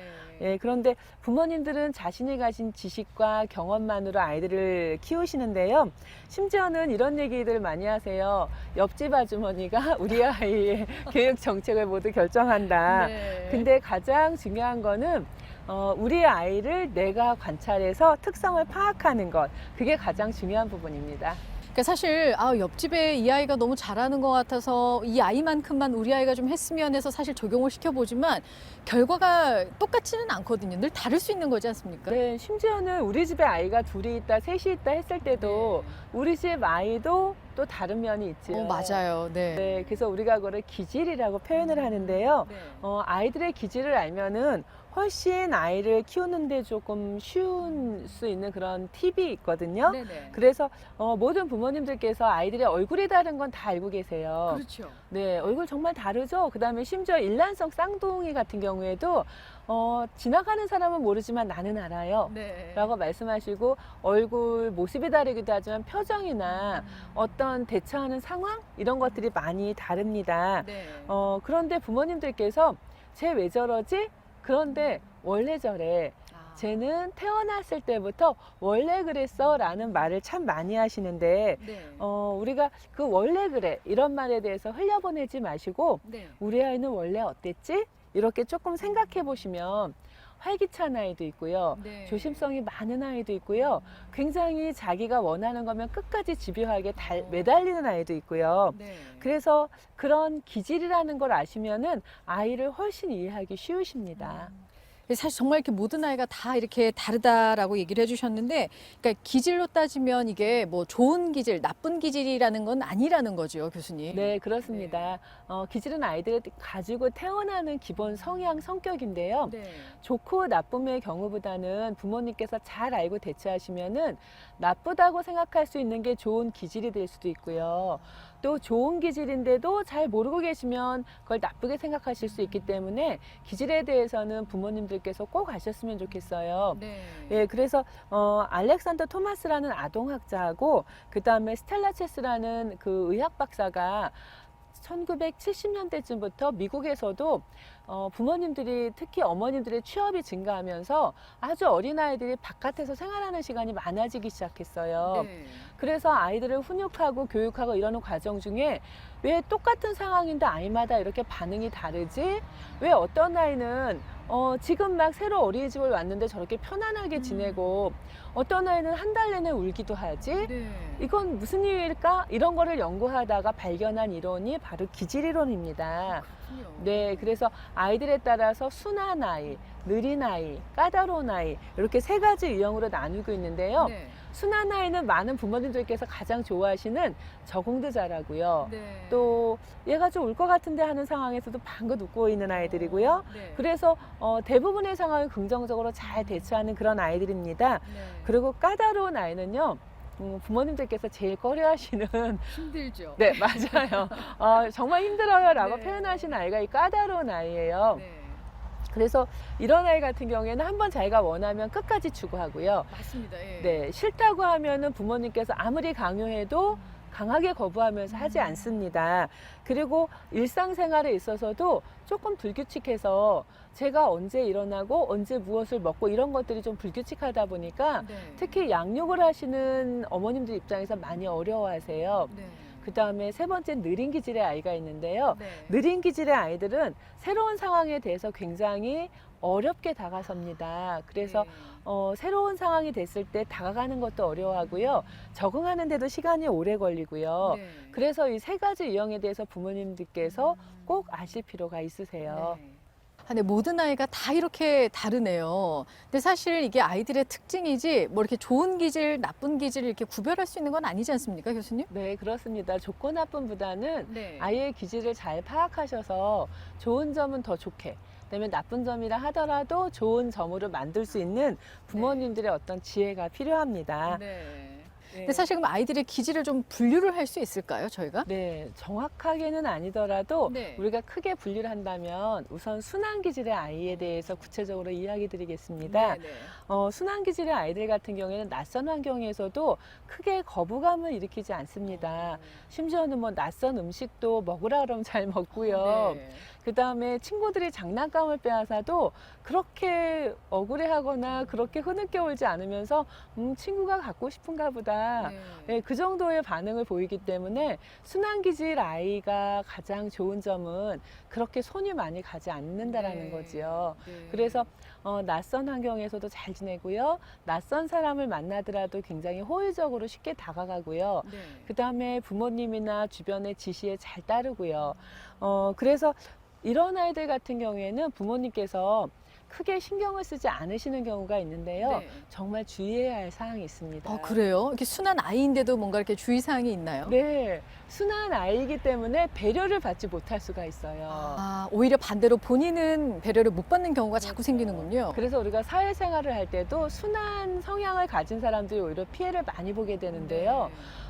순한 아이임에도 불구하고 반응을 보이지는 않지만 분명히 좋아하는 것이 있고 싫어하는 것이 있습니다. 네. 그래서 부모님께서 주의하셔야 될 사항은요. 아이가 좋은 것을 먹을 때, 맛있는 걸 먹을 때 눈을 더 크게 뜬다라던가 아니면 입가에 미소가 떠오른다던가 작은 단서를 놓치지 않으셔야 해요. 네. 그리고 또 반면에 아이가 싫어할 때는 눈을 한번 깜빡인다던가 이런 작은 단서를 보시고서는 지민아 이거 싫어하니? 네. 그럼 안 먹어도 괜찮아. 안 먹어도 괜찮은 거니까 다음에 싫어하면 말해줘. 이렇게 이야기를 하면은 아이는 자기가 좋고 싫음을 표현할 기회를 갖고요. 네. 너무 많이 힘들지 않게 자기의 감정을 표현할 수 있습니다. 네. 그래서 순환기질의 아이는 많은 교사나 어머님들, 아버님들이 좋아하시는데요. 네.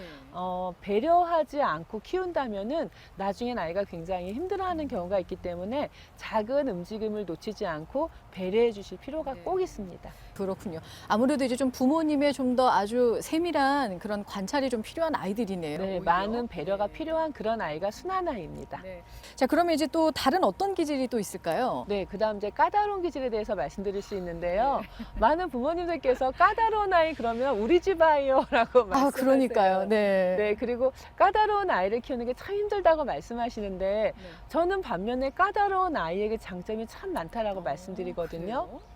까다로운 아이는요, 아나운서님도 보셨겠지만 얘가 뭐를 좋아하는지 뭐를 싫어하는지 금방 굉장히 명확하죠. 네, 명확합니다.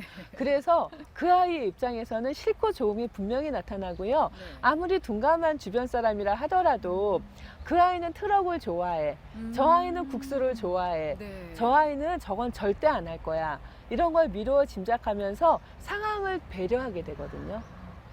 그러니까 오히려 순한 아이들보다 까다로운 아이는 주변 사람들이 훨씬 더 많은 배려를 하게 되네요. 네, 반대로. 예. 싫어하지만 힘들지만 그래도 그 아이 입장에서 많은 거를 할 만한 것들을 미리 준비해 주시는 거죠. 네, 너무 이렇게 걱정을 안 하셔도 되겠어요. 네. 까다로운 아이들의 이제 부모님들께서는. 네, 심지어 어린이집 유치원에서도 네. 까다로운 아이에게는 놀잇감을 양보하라던가 아. 너 이거 참고 한번 해봐 이런 말씀을 하지 않으세요. 네. 그런데 까다로운 아이를 키울 때 정말 주의하실 게 한 가지 있는데요. 네. 까다로운 아이가 떼를 쓴다고 해서 네. 안 된다고 말씀하신 상황인데 해주신다던가 아. 누가 봐도 그건 안 되는데 할 수 없이 해주자라고 네. 하시는 경우는 금하셔야 되는데요. 네. 예를 들면은 마트에 갔는데 지난주에도 샀던 물건이에요. 그런데 이번에 엄마 나 저 트럭 사고 싶어. 아이고. 네, 그랬을 경우에 네. 안 돼. 너 집에 있는 거랑 똑같잖아. 그런데 아이가 사줘. 네. 사달라고 그러면서 갑자기 누워서 떼를 쓰게 되면은 생각만 해도 난감하시죠. 난처하네요. 예, 네. 많은 사람들이 나를 쳐다보고 있고 네. 위기이죠 부모님께는. 그렇죠. 할 수 없이 사주자. 네. 라고 생각하신다면은요, 이 아이의 때는 갈수록 늘어날 것입니다. 왜냐하면은 안 된다고 했는데 내가 때를 부리면 부릴수록 내가 원하는 걸 다 가질 수 있으니까. 네. 그래서 양육에 있어서 일관성이 가장 중요한데요. 네. 처음부터 되는 거는 때 부리기 전에 그거는 괜찮아. 그건 엄마가 해주려고 했었어. 그건 너한테 필요한 거야. 네. 라고 해주시고요. 절대 안 되는 거는 아이가 너무 많이 때를 부리고 주변의 시선이 불편하시더라도 지민아 네가 그렇게 때를 아무리 부려도 그거는 안 되는 거야. 한 번쯤은 단호하게 끊을 필요가 있다는 네. 얘기신 거죠? 그래서 아이들 입장에서도 내가 이렇게 때를 부려도 안 되는 게 정말 있네. 우리 엄마 아빠가 이렇게 때를 부리는데도 안 된다고 말씀하시더니 진짜 안 해주시네. 이런 경험을 한번 꽉 하셔야 되는 거고요. 네. 그래서 까다로운 아이는 내가 원하는 것과 원하지 않는 것을 분명히 알고 있고 그것을 분명히 표현하고 그리고 관철시키기 위해서 끝까지 노력합니다. 네. 그래서 부모님께서 일관성 있는 양육을 하시면서 안 되는 것과 되는 것을 처음부터 단호하게 말씀하신다면은 까다로운 아이의 기질도 저는 참 매력적이라고 네. 생각해요. 설명을 들어보니까 정말 그러네요. 단순하게 그냥 까다로워서 힘들다라는 게 아니라 오히려 더 멋진 자기 개발을 훨씬 더 잘할 수 있는 성인으로 성장하는 발판이 되는 거네요. 그 맞습니다. 기질이. 네. 자, 그렇다면 이제 또 기질에도 다른 기질은 어떤 게 네, 있을까요? 마지막으로 느린 기질의 아이가 있는데요. 네. 우리나라 부모님들 느린 기질 아이들 참 싫어하세요. 좀 답답해하시는 면이 있죠. 그리고 일단 다른 아이들은 다 하는 것 같은데 내 아이가 못하면 속상하셔하는 부분들도 많으시고요. 맞아요. 특히 우리나라에서 가장 많이 사용하는 용어가 빨리빨리. 그렇죠. 예. 우리 모두가 선호하는 빨리빨리와 가장 반대에서 행동하는 네. 아이가 느린 아이거든요. 예를 들자면 3월이 되었을 때 친구가 바뀌고 교실이 바뀌고 선생님이 바뀌면 유난히 학교 가기 싫어하는 아이. 네. 그 다음에 낯선 환경, 낯선 음식에 대해서 주춤주춤하는 아이들. 느린 아이에게도 장점이 있습니다. 네. 우리 속담에 돌다리도 두들겨 가라라고 이야기를 하는데요. 네네네네. 느린 아이는 돌다리를 두들겨서 건너가는 사람을 관찰한 다음에 아, 저 돌다리는 튼튼하구나 라고 건널 수 있는 아이예요. 네. 어떻게 보면 좀 굉장히 안정적인 아이네요. 네. 절대 실수하지 않고 절대 많은 것을 잃지 않을 수 있는 아이예요. 네. 그런데 반면에 부모님께서 서두르시고 빨리 해봐라고 재촉하시면은 점차 자신감을 잃어갈 수 있습니다.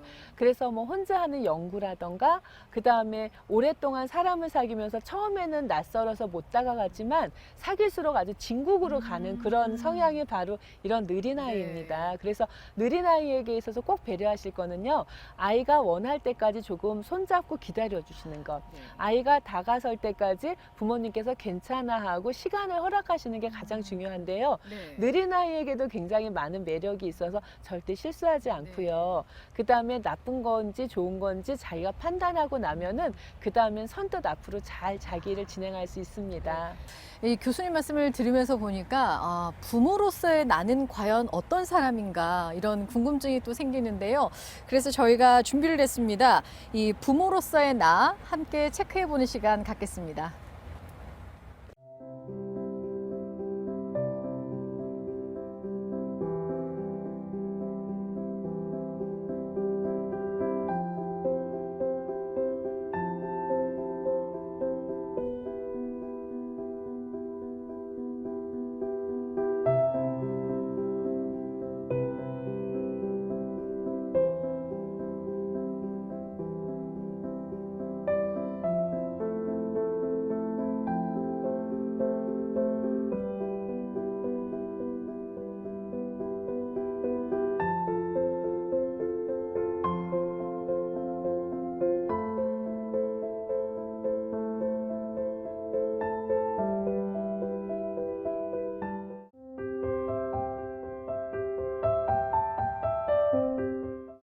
지금 부모로서의 나는 어떤지 한번 평가해보는 시간을 가졌는데요. 무엇보다 아이의 특성을 내 마음의 거울로 비춰서 보는 것이 아니라 아이의 있는 그대로의 모습을 그대로 보고 인정해주는 것이 필요하다. 그러면 좀 더 우리가 긍정 육아에 가까워지지 않을까 뭐 이런 걸 느낄 수가 있었습니다. 교수님 오늘 마지막으로 해주실 말씀이 있으시다면요. 네. 부모님들께서 첫 아이는 참 어렵다라고 말씀하세요. 그러면서 둘째 아이를 낳을 때쯤면 이제 자신 있어. 내가 아이를 한번 키워봤으니까 라고 말씀을 하시는데 조금 키우면서 또 이렇게 말씀하세요. 어쩜 달라도 두 아이가 이렇게 달라요. 라고. 제가 얘기한 거 교수님 꼭 알고 얘기하시는 것 같네요. 네, 그렇게 말씀하시는데요. 네. 아이들의 얼굴이 다른 것처럼 기질도 정말 다르고 그렇지만 기질을 잘 알고 이해하시면은 장점을 장점으로, 단점을 또 장점으로 만들어 주실 수도 있고 네. 아이하고 소통이 잘 되면서 더 웃음 지을 일이 많으실 수 있을 거예요. 네. 오늘 긍정 육아 또 성장하는 부모 다시 한번 그 의미를 되새기는 시간이 아니었나 싶습니다. 교수님 오늘 말씀 고맙습니다.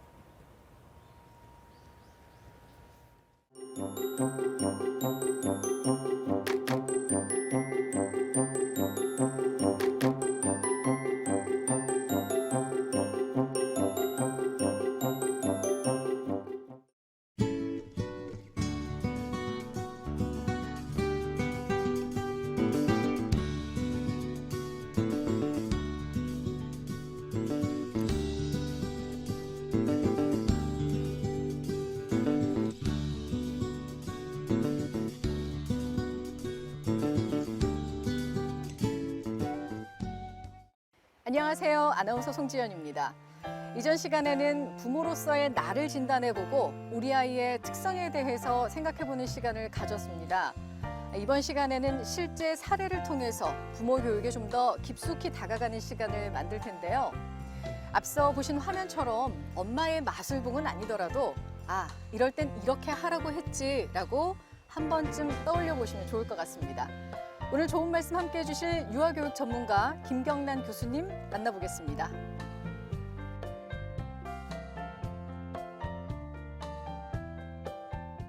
교수님, 오늘 주제가 일촉즉발, 이럴 때는 이렇게 하세요입니다 이잖아요. 사실 조그만 일도 크게 벌어질 수 있는 것이 아이들과의 그 대치 상황일 텐데요. 이런 상황에서 부모님들의 고민을 사실 저희가 이제 강의에 앞서서 한번 살펴봤습니다. 열어보면서 하나씩 짚어갈까요? 네.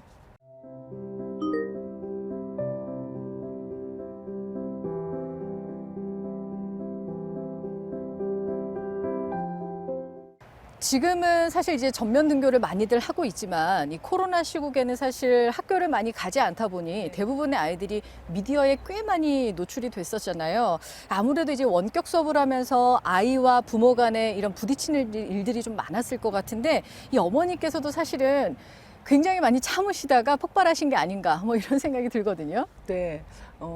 그 게임하는 아이가 너무 시간을 오랫동안 하니까 등짝을 한 대 딱 때리고 아유, 그러니까요. 네, 그랬더니 아이가 경찰서에 신고를 했다.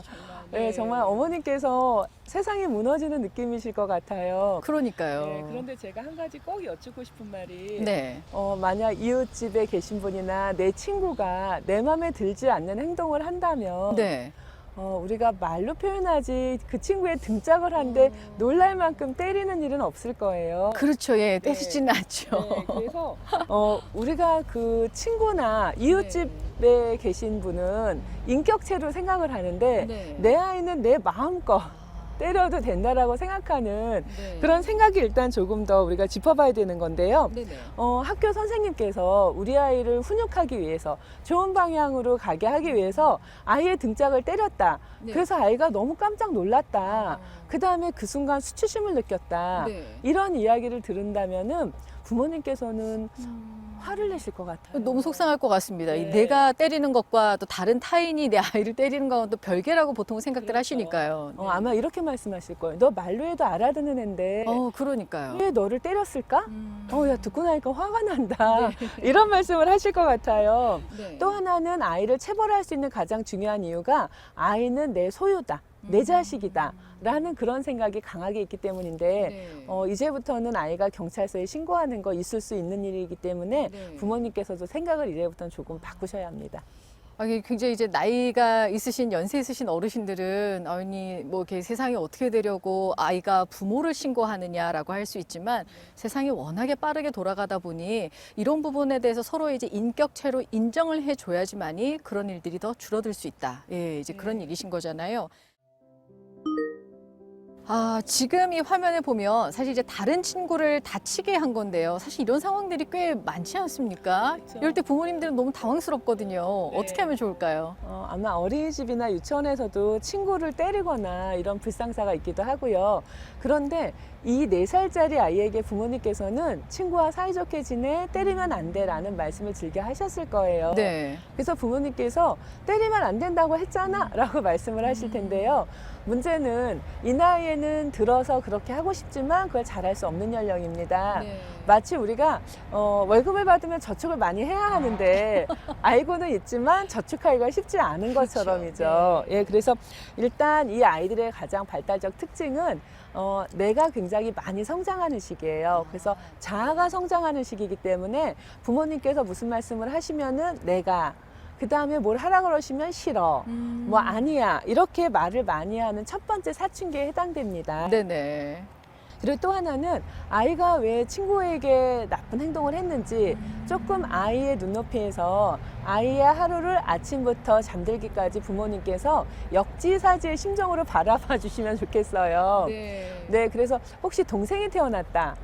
예, 그러면 분노가 굉장히 많아지는 시기예요. 그렇죠. 네. 예, 그래서 동생이 태어났을 때 아이가 느끼는 불안감은요, 부모님께서 아이에게 집중하시다 보니까 태어난 아이는 혼자 할 수 있는 게 없으니까 네. 아이를 많이 안아주시고 기저귀 갈아주시고 늘 동생을 많이 돌보시면서 아이가 느끼는 거는 부모님께서 나를 버리신 건 아닌가? 그랬던 것 굉장히 같습니다. 굉장히 예. 불안해하지요. 네. 그러니까 그런 불안감, 그다음에 또 하나는 혹시 이 나이가 되면서 공부가 중요해. 그러면서 아이들에게 하루 종일 어린이집, 유치원에서 놀이하고 힘들어서 지치고 온 아이들에게 선행학습을 시키느라고 또 아이를 피곤하게 하는 건 아닌지, 네.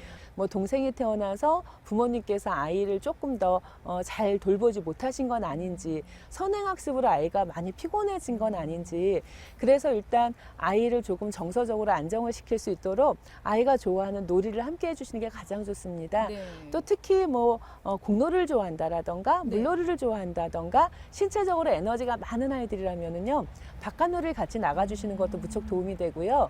또 샤워를 시키실 때 욕조 안에 물을 받아놓고 물놀이를 마음껏 하게 하시는 것도 도움이 됩니다. 그래서 아이들이 정서적으로 뭔가 힘들어했을 때 친구를 때리거나 아니면 하지 말라는 행동을 더 많이 하거나 이렇게 부모님께서 보시기에 사고뭉치가 되는 네. 수가 있습니다. 네. 그래서 아이의 눈높이에서 우리 아이가 요즘 무엇이 힘들어서 조금 더 저렇게 미운 행동을 할까 살펴보시면 분명히 답이 있습니다. 자, 지금 같은 경우에는 보면 사실 이 5살 아이 입장에서는 이게 때리는 걸 난 노는 거야 라고 이렇게 생각할 수 있는 걸까요, 이게? 네, 그렇습니다. 이런 질문들 참 많이 제가 접했었어요. 왜냐하면은 아이를 안아줄 때 아이가 엄마나 아빠 이렇게 얼굴에 손을 댔는데 아빠가 웃으면서 그러지 마 라고 웃으면서 이야기를 하시는 거죠. 네네. 그런데 아이들이 반응을 할 때는요, 누군가 어떤 행동을 했을 때 엄마나 아빠의 얼굴이 웃는 얼굴이었다. 그건 허락이에요. 그렇군요. 네, 그래서 예를 들어서 어린아이가 새로운 걸 봤을 때 이렇게 손을 대고 만지는데 엄마가 웃으면은요, 만져도 괜찮다. 되는구나. 네. 그렇죠. 우리 엄마가 이건 허락하신 거구나. 그런데 손을 가만히 대는데 엄마가 치치라고 말씀하시면 이건 안 되는 거구나. 우리 엄마랑 아빠가 이거 만지지 말라는 거구나. 이렇게 생각을 하게 되거든요. 아이가 행동을 하자마자 0.5초 이내에 그거는 아빠가 아파. 그건 네가 때린 거야. 아빠 네. 그래서 싫어. 라고 단호하게 아이의 눈높이에서 짧게 설명해 주시면은요, 몇 번 그렇게 진행하면 아이는 다시는 아빠나 엄마를 이렇게 때리는 놀이를 하진 않을 거예요. 네. 와, 진짜 대한민국의 10대들은 정말 화가 많은 것 같습니다. 사실 또 그럴 수밖에 없는 구조기도 하죠. 예. 우리가 10대 자녀를 키우는 부모님들을 뵈면서 아이 키우기 힘드시지요? 그러면요, 네. 고개를 떨구고 대답을 안 하세요. 네. 마치 알면서 뭘. 그다음에 맞습니다. 예. 네, 그다음에 뭐 어린이집, 유치원, 초등학교 저학년 정도의 아이를 키우시는 부모님들께서 아이 키우기가 너무 힘들어요 하는데 네. 얼굴에는 웃음기가 있으세요. 네, 그러니까 아이 키우는 게 다 힘들긴 하지만 사춘기 자녀를 키우는 부모님은 유독 힘드신 것 같은데요. 맞습니다. 네. 일단 우리가 아이를 알면은 훨씬 더 자녀 양육이 수월한데요. 일단 10대 아이들의 뇌 발달을 보면은 마치 헝클어진 공사장 같습니다. 예, 그래서 아이들의 뇌를 살펴보면은 네. 아이들은 그때는 어렸을 때부터 많은 것들이 계속 입력이 되어 있고요. 네. 그다음에 사춘기 정도가 되면은 내가 살아가면서 필요한 것들은 조금 더 잘 정리를 하고요. 네. 내가 살아가면서 필요하지 않은 것들은 가지치기라고 이야기를 하는데 이렇게 솎아냅니다. 예, 그래서 우리가 집안 청소를 할 때 제일 먼저 하는 게 버리기를 하잖아요. 맞습니다. 네. 그래서 우리가 굉장히 지저분한 집안을 봤을 때 집에 들어와서 헝클어져 있는 집을 볼 때 일단 쓰레기통에 뭔가를 버리고 그다음에 제자리를 찾아두잖아요. 그렇죠. 아이들의 뇌가 바로 그 상태입니다. 예, 그리고 또 특이한 거는 이때부터 호르몬 분비가 달라지거든요. 그래서 여학생들에겐 에스트로겐이라고 생각하는 그 호르몬 때문에 조금 더 친밀한 관계를 많이 요구하게 되고요. 그 다음에 남학생들 같은 경우에는 테스토스테론이라는 남성 호르몬 분비가 많아지면서 아이들이 독립성, 도전성, 공격성 네. 가장 많아집니다. 그래서 심지어 그 아이들의 뇌나 아이들의 발달을 연구하는 학자들이 사춘기 아이들의 경우에는 짐승의 뇌라고도 표현할 만큼 네. 그래서 이성이 굉장히 흐려지는 시기인데요. 특히 전두엽이라는 게 이 이마 앞부분에 있는 뇌예요. 네. 그런데 전두엽이 감정을 조절하고 정서를 조절하는 그런 뇌인데 전두엽 발달이나 이런 뇌 발달이 여성의 경우에는 24세, 남성의 경우에는 27, 8세까지 발달이 이루어집니다. 아, 꽤 오랫동안 발달 과정을 거치네요. 네, 그렇습니다. 네. 그래서 많은 부모님들께서 청소년 자녀를 보면서 키도 커졌고 그다음에 막 근육도 보이고 네. 이러니까 철든 어른처럼 대하시잖아요. 네. 그런데 신체만 커졌을 뿐 뇌 발달의 상태는 정말 어린아이입니다. 그러다 보니까 심지어 아이들에게 너 왜 그렇게 화를 내? 그러면 나도 모르겠어요 라고 이야기를 하기도 네. 합니다. 그래서 아이들의 발달 특징을 이해하시면은 너도 힘들 때구나 라고 생각해 주실 수도 있고요. 네. 그 다음에 가장 중요한 거는 우리 아이들의 경우에 삶을 들여다보면은 OECD 국가 중에 행복 지수가 가장 최하위입니다. 저도 봤습니다. 기사로. 예. 네, 마음이 아프더라고요. 네, 심지어는 자살률 역시 최하위거든요. 그러니까 자살률의 경우에는 가장 높은, 근데 2위인 나라하고 비교가 될 수 없는 수치를 가지고 있습니다. 네. 그래서 청소년 아이들의 경우에 정말 집중해서 공부해야 될 시간을 제외한 나머지 시간에는 뭐 체육 활동을 한다라던가 원하는 취미 활동을 한다라던가 다양한 활동을 하게 하시면은 아이들이 앞으로 살아가면서 필요한 능력을 키울 수 있는 그런 중요한 시기가 될 수 있으니까요. 이제부터는 아이들의 뇌 발달, 호르몬 분비 이해해 주신다면은 너 그렇게 화가 많이 났구나 정도로 조금 스쳐 지나가면서 네. 아이를 이해하시기 쉬우실 거예요. 네. 아, 오늘 일촉즉발, 이럴 땐 이렇게 하세요. 여러 사례를 이제 살펴봤는데요. 이 사례를 살펴보면서 제가 드는 생각이 부모와 자식 간에도 정말 대화의 기술이 필요하구나. 이 기술을 잘 익혀서 서로가 좋은 관계를 만들어야 되겠다. 이런 생각이 듭니다. 오늘 이제 교수님 말씀 들으면서 이번 시간 마무리하도록 하겠습니다. 부모님께서 아이들에게 이야기를 듣고 싶다 하시면은 아이의 말에 우선 공감해 주시고요. 진심으로 네 마음이 그렇겠구나 역지사지 입장으로 생각해 주시고 그런다면 아이들은 어떤 힘든 일이 있더라도 부모님 앞에서 자신의 마음을 모두 털어놓을 수 있습니다. 아이들이 가장 힘든 순간에 누군가에게 자기의 마음을 표현할 수 있고 더군다나 세상에서 가장 사랑하고 가장 사랑받고 싶어하는 부모님께 자기의 어려운 마음을 털어놓을 수 있다면 아마 세상이 그렇게 두렵거나 어렵지 않을 겁니다. 이제부터 부모님께서 아이의 하루 일과가 궁금하다. 내 속으로 낳은 자식이지만 네 마음을 모르겠어 라고 생각하신다면은 아이에서 문제를 찾기보다는요. 내가 그동안 어렸을 때부터 아이와 어떻게 말하면서 지냈는지 아이가 뭔가 털어놓았을 때 과연 나는 어떤 태도와 어떤 표정을 보여줬었는지 돌아보시기 바랍니다. 이제부터는 아이가 작은 말 한마디 할 때 놓치지 마시고 눈 반짝 뜨시고 눈높이 맞추시고 조금 더 바쁜 일이 있더라도 경청하면서 아이의 말을 끊지 않고 끝까지 들어봐 주시기 바랍니다. 그렇다면은 아이들은 주변 사람들과도 이야기 나눌 수 있고 부모님과도 이야기 나눌 수 있고 조금 더 든든한 지원자를 얻고 세상을 살아가게 될 것입니다.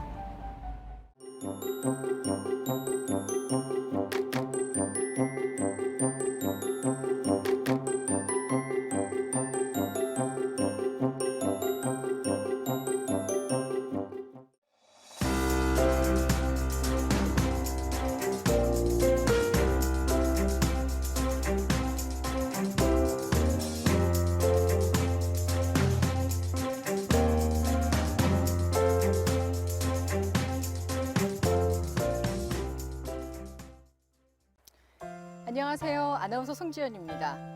이 앞서 보신 화면처럼 같은 공간에 함께 있지만 각각 다른 세상에 살고 있는 것 같은 가족들의 모습. 요즘 우리 주변에서 많이 목격되죠. 그래서 오늘 이 시간에는 이 스마트 시대를 살아가는 우리 부모들이 어떻게 하면 좀 더 현명하게 자녀를 양육할 수 있을지 유아교육 전문가 김경란 교수님과 함께 고민해 보도록 하겠습니다.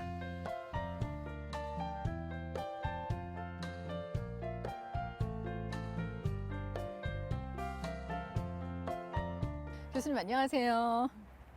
그 교수님, 옛날에 우리가 그 옛날 그림책을 보면요. 이 아이가 울면 엄마가 그러잖아요. 문 밖에 호랑이 있다, 뚝해, 뭐 이런 얘기를 많이 하잖아요.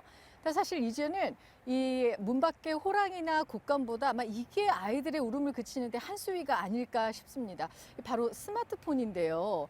정말 이 미다스의 손처럼 편리했던 스마트폰이 이제 정말 어마어마한 후폭풍으로 다가오고 있거든요. 사실 요즘에 많은 부모님들이 줄 때는 편했는데 우리 아이를 스마트폰에 뺏긴 것 같아요라는 얘기를 정말 많이 하십니다. 네.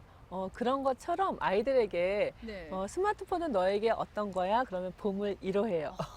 라고 말합니다. 속상하네요. 네. 그런데 우리도 스마트폰을 가끔 사용하다 보면은 이 스마트폰이라는 기기에 내가 관심을 보이지 않는다라는 게 오히려 이상할 만큼 네. 너무 재미있는 내용도 많이 있고요. 그다음에 세상의 모든 것을 알고 싶을 때 스마트폰만 있으면 세상에 궁금한 모든 것들이 해결되거든요. 그러니까요. 또 하나의 어떤 통로가 되는 거잖아요. 그렇죠. 예. 그래서 심지어는 그 청소년들 보면은 스마트폰과 먹을 것만 있으면 나를 가둬놔도 괜찮아 라고 말할 만큼 네. 만사 다 해결되는 그런 부분입니다. 그런데 이렇게 아이들에게 재미있고 즐거운 이런 사탕, 달콤한 이런 기기를 어떻게 좋은 영향력으로 아이들에게 발휘할 수 있을까? 네. 그래서 우선 우리 아이들이 얼마만큼 이 스마트폰에 노출되어 있고 인터넷에 노출되어 있는지 그 결과를 먼저 조금 살펴볼 필요가 있습니다. 네. 네, 2020년도에 과학기술정보통신부에서 스마트폰 과의존 실태에 대한 조사를 매해 하고 있습니다. 그래요? 예, 그런데 2020년 조사에 의하면은 과의존 주요 대상은 청소년은 36%까지 이르고요. 네. 또 유아나 아동도 28%까지 이르니까 굉장히 심각한 상황이고요. 네. 또 힘든 양육 문제를 해결했었던 이 스마트폰이 아까 말씀하신 대로 폭풍의 눈이 되었습니다. 그러니까요. 그래서 예전엔 주어서 조금 여유가 있어서 좋았는데 이제는 스마트폰에 아이가 눈을 떼지 못하니까 네. 부모님들의 염려가 되는 그런 상황이 됐지요. 네. 그래서 학교에서도 이 스마트폰이라던가 아니면 뭐 동영상이라던가 이런 것들을 어떻게 이용할지 교육을 많이 하고 있습니다. 네. 그런데 가장 중요한 거는요, 더 많은 시간을 편안하게 지내는 그런 가정에서도 교육이 함께 이루어지고 부모님께서도 중독은 무엇인지 또 중독을 예방하려면 어떻게 도와줄 수 있는지 아셔야 되는 그런 부분입니다. 네. 사실 이 아까 교수님께서 말씀하셨지만 스마트폰을 사용하는 연령대 자체가 정말 계속 낮아지고 있는 것 같거든요. 그러면 이렇게 왜 이렇게 자꾸 늘어나는 걸까요? 네, 일단 가장 중요한 거는요, 초등학교 1학년, 2학년 같은 경우에도 일단 스마트폰이라던가 어떤 뭐 컴퓨터 이런 것들이 있어야 수업을 할 수 있었던 네. 그런 코로나19 시대에 수업이 비대면으로 전환되었다라는 그런 부분입니다. 네. 그리고 또 하나는 외부 활동을 마음껏 할 수 없다 보니까 아이들이 가정, 실내에서 머무는 시간이 길어졌고요. 네. 그리고 그러다 보니까 스마트폰이나 어떤 컴퓨터 이런 것들을 줄까 말까 고민하던 부모님들께서 줄 수밖에 없던 그런 상황이 맞아요. 되었었던 거죠. 네.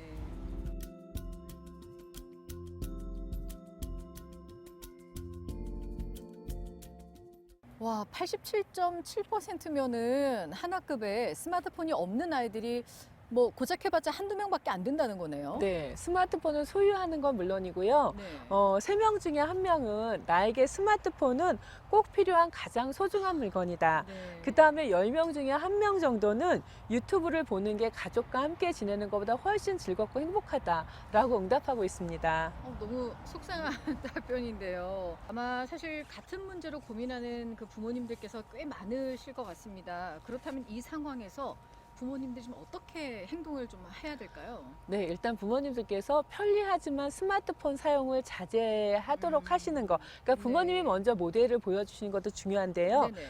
영유아게 스마트폰을 많이 노출된 아이들은 팝콘 브레인이라고 이야기합니다. 네, 여러분들도 아마 스마트폰을 많이 사용하시다 보면 영상이 굉장히 빠른 속도로 움직인다던가 네네. 아니면 굉장히 즐거운 음악, 빠른 음악이 많이 나오게 되거든요. 그랬던 것 같아요. 네, 그러다 보니까 아이들이 빠르게 나를 움직이게 할 수 있는 어떤 감각적인 것들이 아니면은 집중하지 못하는 현상이 생기거든요. 네. 그래서 스마트폰에 오래 노출된 유아들의 특징 중에 하나가 어떤 정서적인 활동, 정적인 활동에 집중하지 집중하지 못하고 과잉 행동 장애를 보이는 ADHD 현상을 보인다던가요. 부모님들께서 책 한 권을 제대로 엉덩이에 붙이고 보지 못하니 라고 말씀하시는 그 현상에 바로 직결되는 게 바로 스마트폰에 영상 노출이 많이 되는 유아들의 경우입니다. 그렇군요. 사실 영유아기에 아까 교수님께서 사실 아이들의 두뇌가 제일 많이 발달하고 제일 많이 어떤 이렇게 커지는 시기인데 사실은 이것 말고 더 많이 이 발달에 맞는 걸 해야 되는 것들이 있지 않습니까? 네, 맞습니다. 특히 영유아 시기에는 전두엽에서 종합적인 사고력이라던가 아니면 자기의 감정 조절을 할 수 있는 능력이라던가 이런 것들이 발달되는 그런 시기입니다. 네. 그리고 이 시기엔 언어 발달도 많이 이루어지는데요. 네. 스마트폰이라던가 어떤 영상에 이렇게 노출되어 있는 상황을 생각해 보시면 부모님들께서는 집중해서 공부하는 것처럼 보이실 수 있는데요. 네. 이때 아이들의 뇌파를 검사해 보면은 잠잘 때 나오는 수면파와 동일한 뇌파가 나오는 거 볼 수 있습니다. 아, 그래요? 네, 그러니까 아이들의 발달이 정지되어 있다라고 생각하시면 되시고요. 네. 또 중요한 거는 어린아이들의 경우에는 눈으로 보고 귀로 듣고 코로 냄새 맡고 입으로 맛보고 손으로 만져보고 이렇게 5가지 감각 활동을 여러 번 많이 즐기는 동안에 인지 발달도 이루어질 수 있고 신체 발달, 정서 발달, 언어 발달, 사회성 발달이 이루어질 수 있는데요. 네. 유아들이 멈추어 있는 상태에서 스마트폰이라던가 영상을 집중해서 보는 동안은 결국은 아이는 멈춰 있는 상태가 되는 거죠. 발달도 멈춰 있고 경험도 멈춰 있고요. 또 더 중요한 거는요, 1살에서 2살까지는 사람들하고의 관계를 많이 지속하면서 네. 특히 부모님과 가족과 또래들과 사회적인 발달, 그다음에 나를 돌봐주는 사람과의 특별한 애착 관계 이런 걸 형성하는 게 훨씬 중요한 시기인데 네. 이런 시기에 아이들이 꼭 해야 되는 경험을 하지 못하고 영상에 노출되었기 때문에 더 많은 그런 악영향을 미치게 되는 중요한 시기가 네. 됩니다. 그러면 이제 그 아이들이 스마트폰을 통해서 사실은 뭐 대부분의 부모님들이 그래도 이왕 볼 거면 좀 더 교육적인 걸 봤으면 좋겠다 해서 그런 걸 틀어주시는 경우도 많거든요. 아무리 교육적인 거라 하더라도 스마트폰을 보는 동안은 내 아이의 뇌는 사실 잠자고 있는 거나 다름없다라는 거네요. 네, 맞습니다. 그래서 많은 부모님들께서 교육적인 거니까 아이가 교육 활동을 하는 게 아니냐. 네. 아이도 즐겁고 부모님 입장에서 교육이 되지 않느냐라는 그런 말씀도 하시는데요. 그런 부분에서 아이들은 노출이 많이 되면 많이 될수록 즐거움도 많이 경험하고 그다음에 손에서 뗄 수 없는 그런 상황이 될 수 있습니다. 네. 그래서 우리가 그런 현상, 그러니까 내가 이제 그만해야지라고 생각할 때도 계속 하고 싶다던가 그렇죠. 예. 아니면 내가 이거를 그만하기로 한 시간이 되어서 부모님께서 이제는 그만할 시간이야 라고 말씀을 하시는데 나는 이거를 도저히 화를 내는 거죠. 중단할 수 예. 없어서 화가 나는 현상 네. 이런 것들이 바로 중독이라고 우리가 이야기할 수 있는 상황이기 때문에 아이들에게 노출이 많이 된다라는 건 중독으로도 연결될 수 있는 그런 위험 부담도 있습니다. 네. 근데 사실 그 코로나 시대 때문에 아이들이 어찌됐든 간에 이 전자기기를 굉장히 많이 가까이 하게 됐거든요. 근데 지금 교수님 말씀처럼 너무 일단 좋지 않다고 이제 얘기를 들으신 부모님이 무조건 그냥 갑자기 보지 마, 안 돼 라고 해버리면 사실 또 거기에 대한 부작용이 분명히 또 있을 것 같거든요, 교수님. 네, 훨씬 더 네. 어려운 상황이 될 수 있습니다. 그래서 이런 영상 매체를 아니면 스마트폰, 전자기기를 제한하는 것보다는 네. 어떻게 사용하는 게 더 좋을 수 있는지, 너는 어떻게 사용하려고 부모님과 아이가 함께 시간에 대해서 협의를 하거나 네. 아니면 내가 보아야 하는 어떤 내용에 대해서 이야기를 나누거나 네. 그런 부분이 훨씬 바람직합니다. 그래서 오히려 부모님께서 스마트폰을 뺐거나 네. 아니면은 더 이상 할 수 없게 뭐 요금 제한을 바로 걸어두신다던가 이런 것들이 오히려 더 악영향을 미칠 수 있기 때문에 네. 부모님께서 독단적으로 하시기보다는 엄마나 아빠는 네가 스마트폰 하는 시간이 너무 길다고 생각해 어느 만큼 줄일 수 있을까 해서 아이와 이야기를 나누시고 조금 더 협의를 하는 네. 그런 시간이 꼭 필요합니다. 네. 그럼 교수님 좀 이렇게 구체적으로 방안을 좀 제시해 주시면 어떨까요? 네, 일단 많은 부모님께서 부모 역할이 힘들다라고 말씀하시는 가장 중요한 이유는 너만 잘하는 게 아니고 일단 네. 내가 좋은 모습을 보여주면서 맞습니다. 너도 나처럼이라고 네. 얘기해야 되는 그런 게 부모 역할이 어려운데요. 네. 일단 아이들에게 스마트폰이나 게임 말고 그만큼 즐겁게 몰입할 수 있는 활동을 할 수 있도록 배려하는 게 중요합니다. 다른 취미에 어떤가를 찾아주는 게 중요하다는 네, 그렇죠. 얘기시죠? 그런데 부모님들께서 개인 그만하고 공부해라고 말씀을 잘 하시거든요. 맞아요. 그런데 세상에서 제일 재미있는 게임을 그만하고 그러니까요. 세상에서 제일 어렵고 하기 싫은 공부를 하라고 말씀하시니까 도저히 게임을 중단하고 공부를 할 수 없는 상황이 되는 거죠. 그렇죠. 그래서 게임만큼은 아니더라도 게임을 그만할 만큼 즐거운 활동을 준비해 주셔야 되세요. 네. 그래서 아이가 그 시간에 게임이 아니더라도 내가 영화를 보니까 참 재미있더라. 친구들하고 함께 만나서 축구를 하니까 재미있더라. 네. 그래서 조금 다른 몰입할 활동을 찾아주시는 게 중요한데요. 게임을 그만하는 것만 중요한 게 아니고 게임을 그만했을 때 그 시간을 어떻게 활용하고 우리 아이가 어떤 즐거움을 찾고 어떤 의미 있는 활동을 하는지 네. 그런 것들이 더 중요하다라는 거죠. 네. 그래서 아이가 몰입할 즐거운 일, 그 다음에 내가 정말 하고 싶은 일, 내가 난 이 다음에 무엇이 되고 싶어, 네. 아니면 무엇을 하니까 즐거워 하는 그런 걸 찾아주는 게 제일 중요하고요. 네. 지금 게임을 하는 게 무척 안 좋은 상황이고 최악의 상황입니다. 그런데 가장 바람직한 상황으로 가는 게 어렵다면은 게임보다는 덜 좋은 상황이지만 네. 그래도 그걸 하는 것보단 낫다는 활동으로 할 수 있도록 도와주시는 게 무척 차선책을 중요합니다. 찾으시는 게 필요하네요. 그렇죠. 네. 그래서 아이가 공부는 안 하더라도 나 밴드를 배울래. 나 막 뭐 공부는 안 하더라도 친구랑 좀 영화를 보러 갔다 올게. 네. 그랬을 때 허락해 주신다면 네. 게임을 하는 시간은 훨씬 줄어들 수 있겠죠. 그 다음에 많은 부모님들께서 가정에서 들어가신 다음에도 휴대폰을 계속 보시는 경우가 많으시거든요. 사실 엄마 아빠들도 집에서 휴대전화를 못 놓는 경우가 많죠. 예. 네, 그래서 꼭 전화기가 필요하기보다는 네. 뭔가 잠깐 짜투리 시간에 네. 휴대폰을 활용하시는 경우가 많이 있습니다. 저도 그렇거든요. 네. 그런데 가정에 들어가신 다음부터는 휴대폰 잠자는 조그만 바구니를 준비해 주셔도 괜찮습니다. 네. 예, 그래서 우리 이제 다 집에 돌아왔으니까 이제 휴대폰 집으로 보내자 하고서는 바구니에 가족들 휴대폰이 모두 나란히 네. 쉴 수 있는 그런 네. 상황을 만들어 주신다면은 아이들이 구태여 가정에 온 다음에도 내가 이거 손에 꼭 쥐고 있는 경우가 줄어들 수 있거든요. 네. 그래서 잠자기 전에는 휴대폰을 뭐 거실에다 다 같이 휴대폰 바구니에 넣어둔다던가 그래서 조금 멀리할 수 있는 시간을 갖는 것도 매우 중요합니다.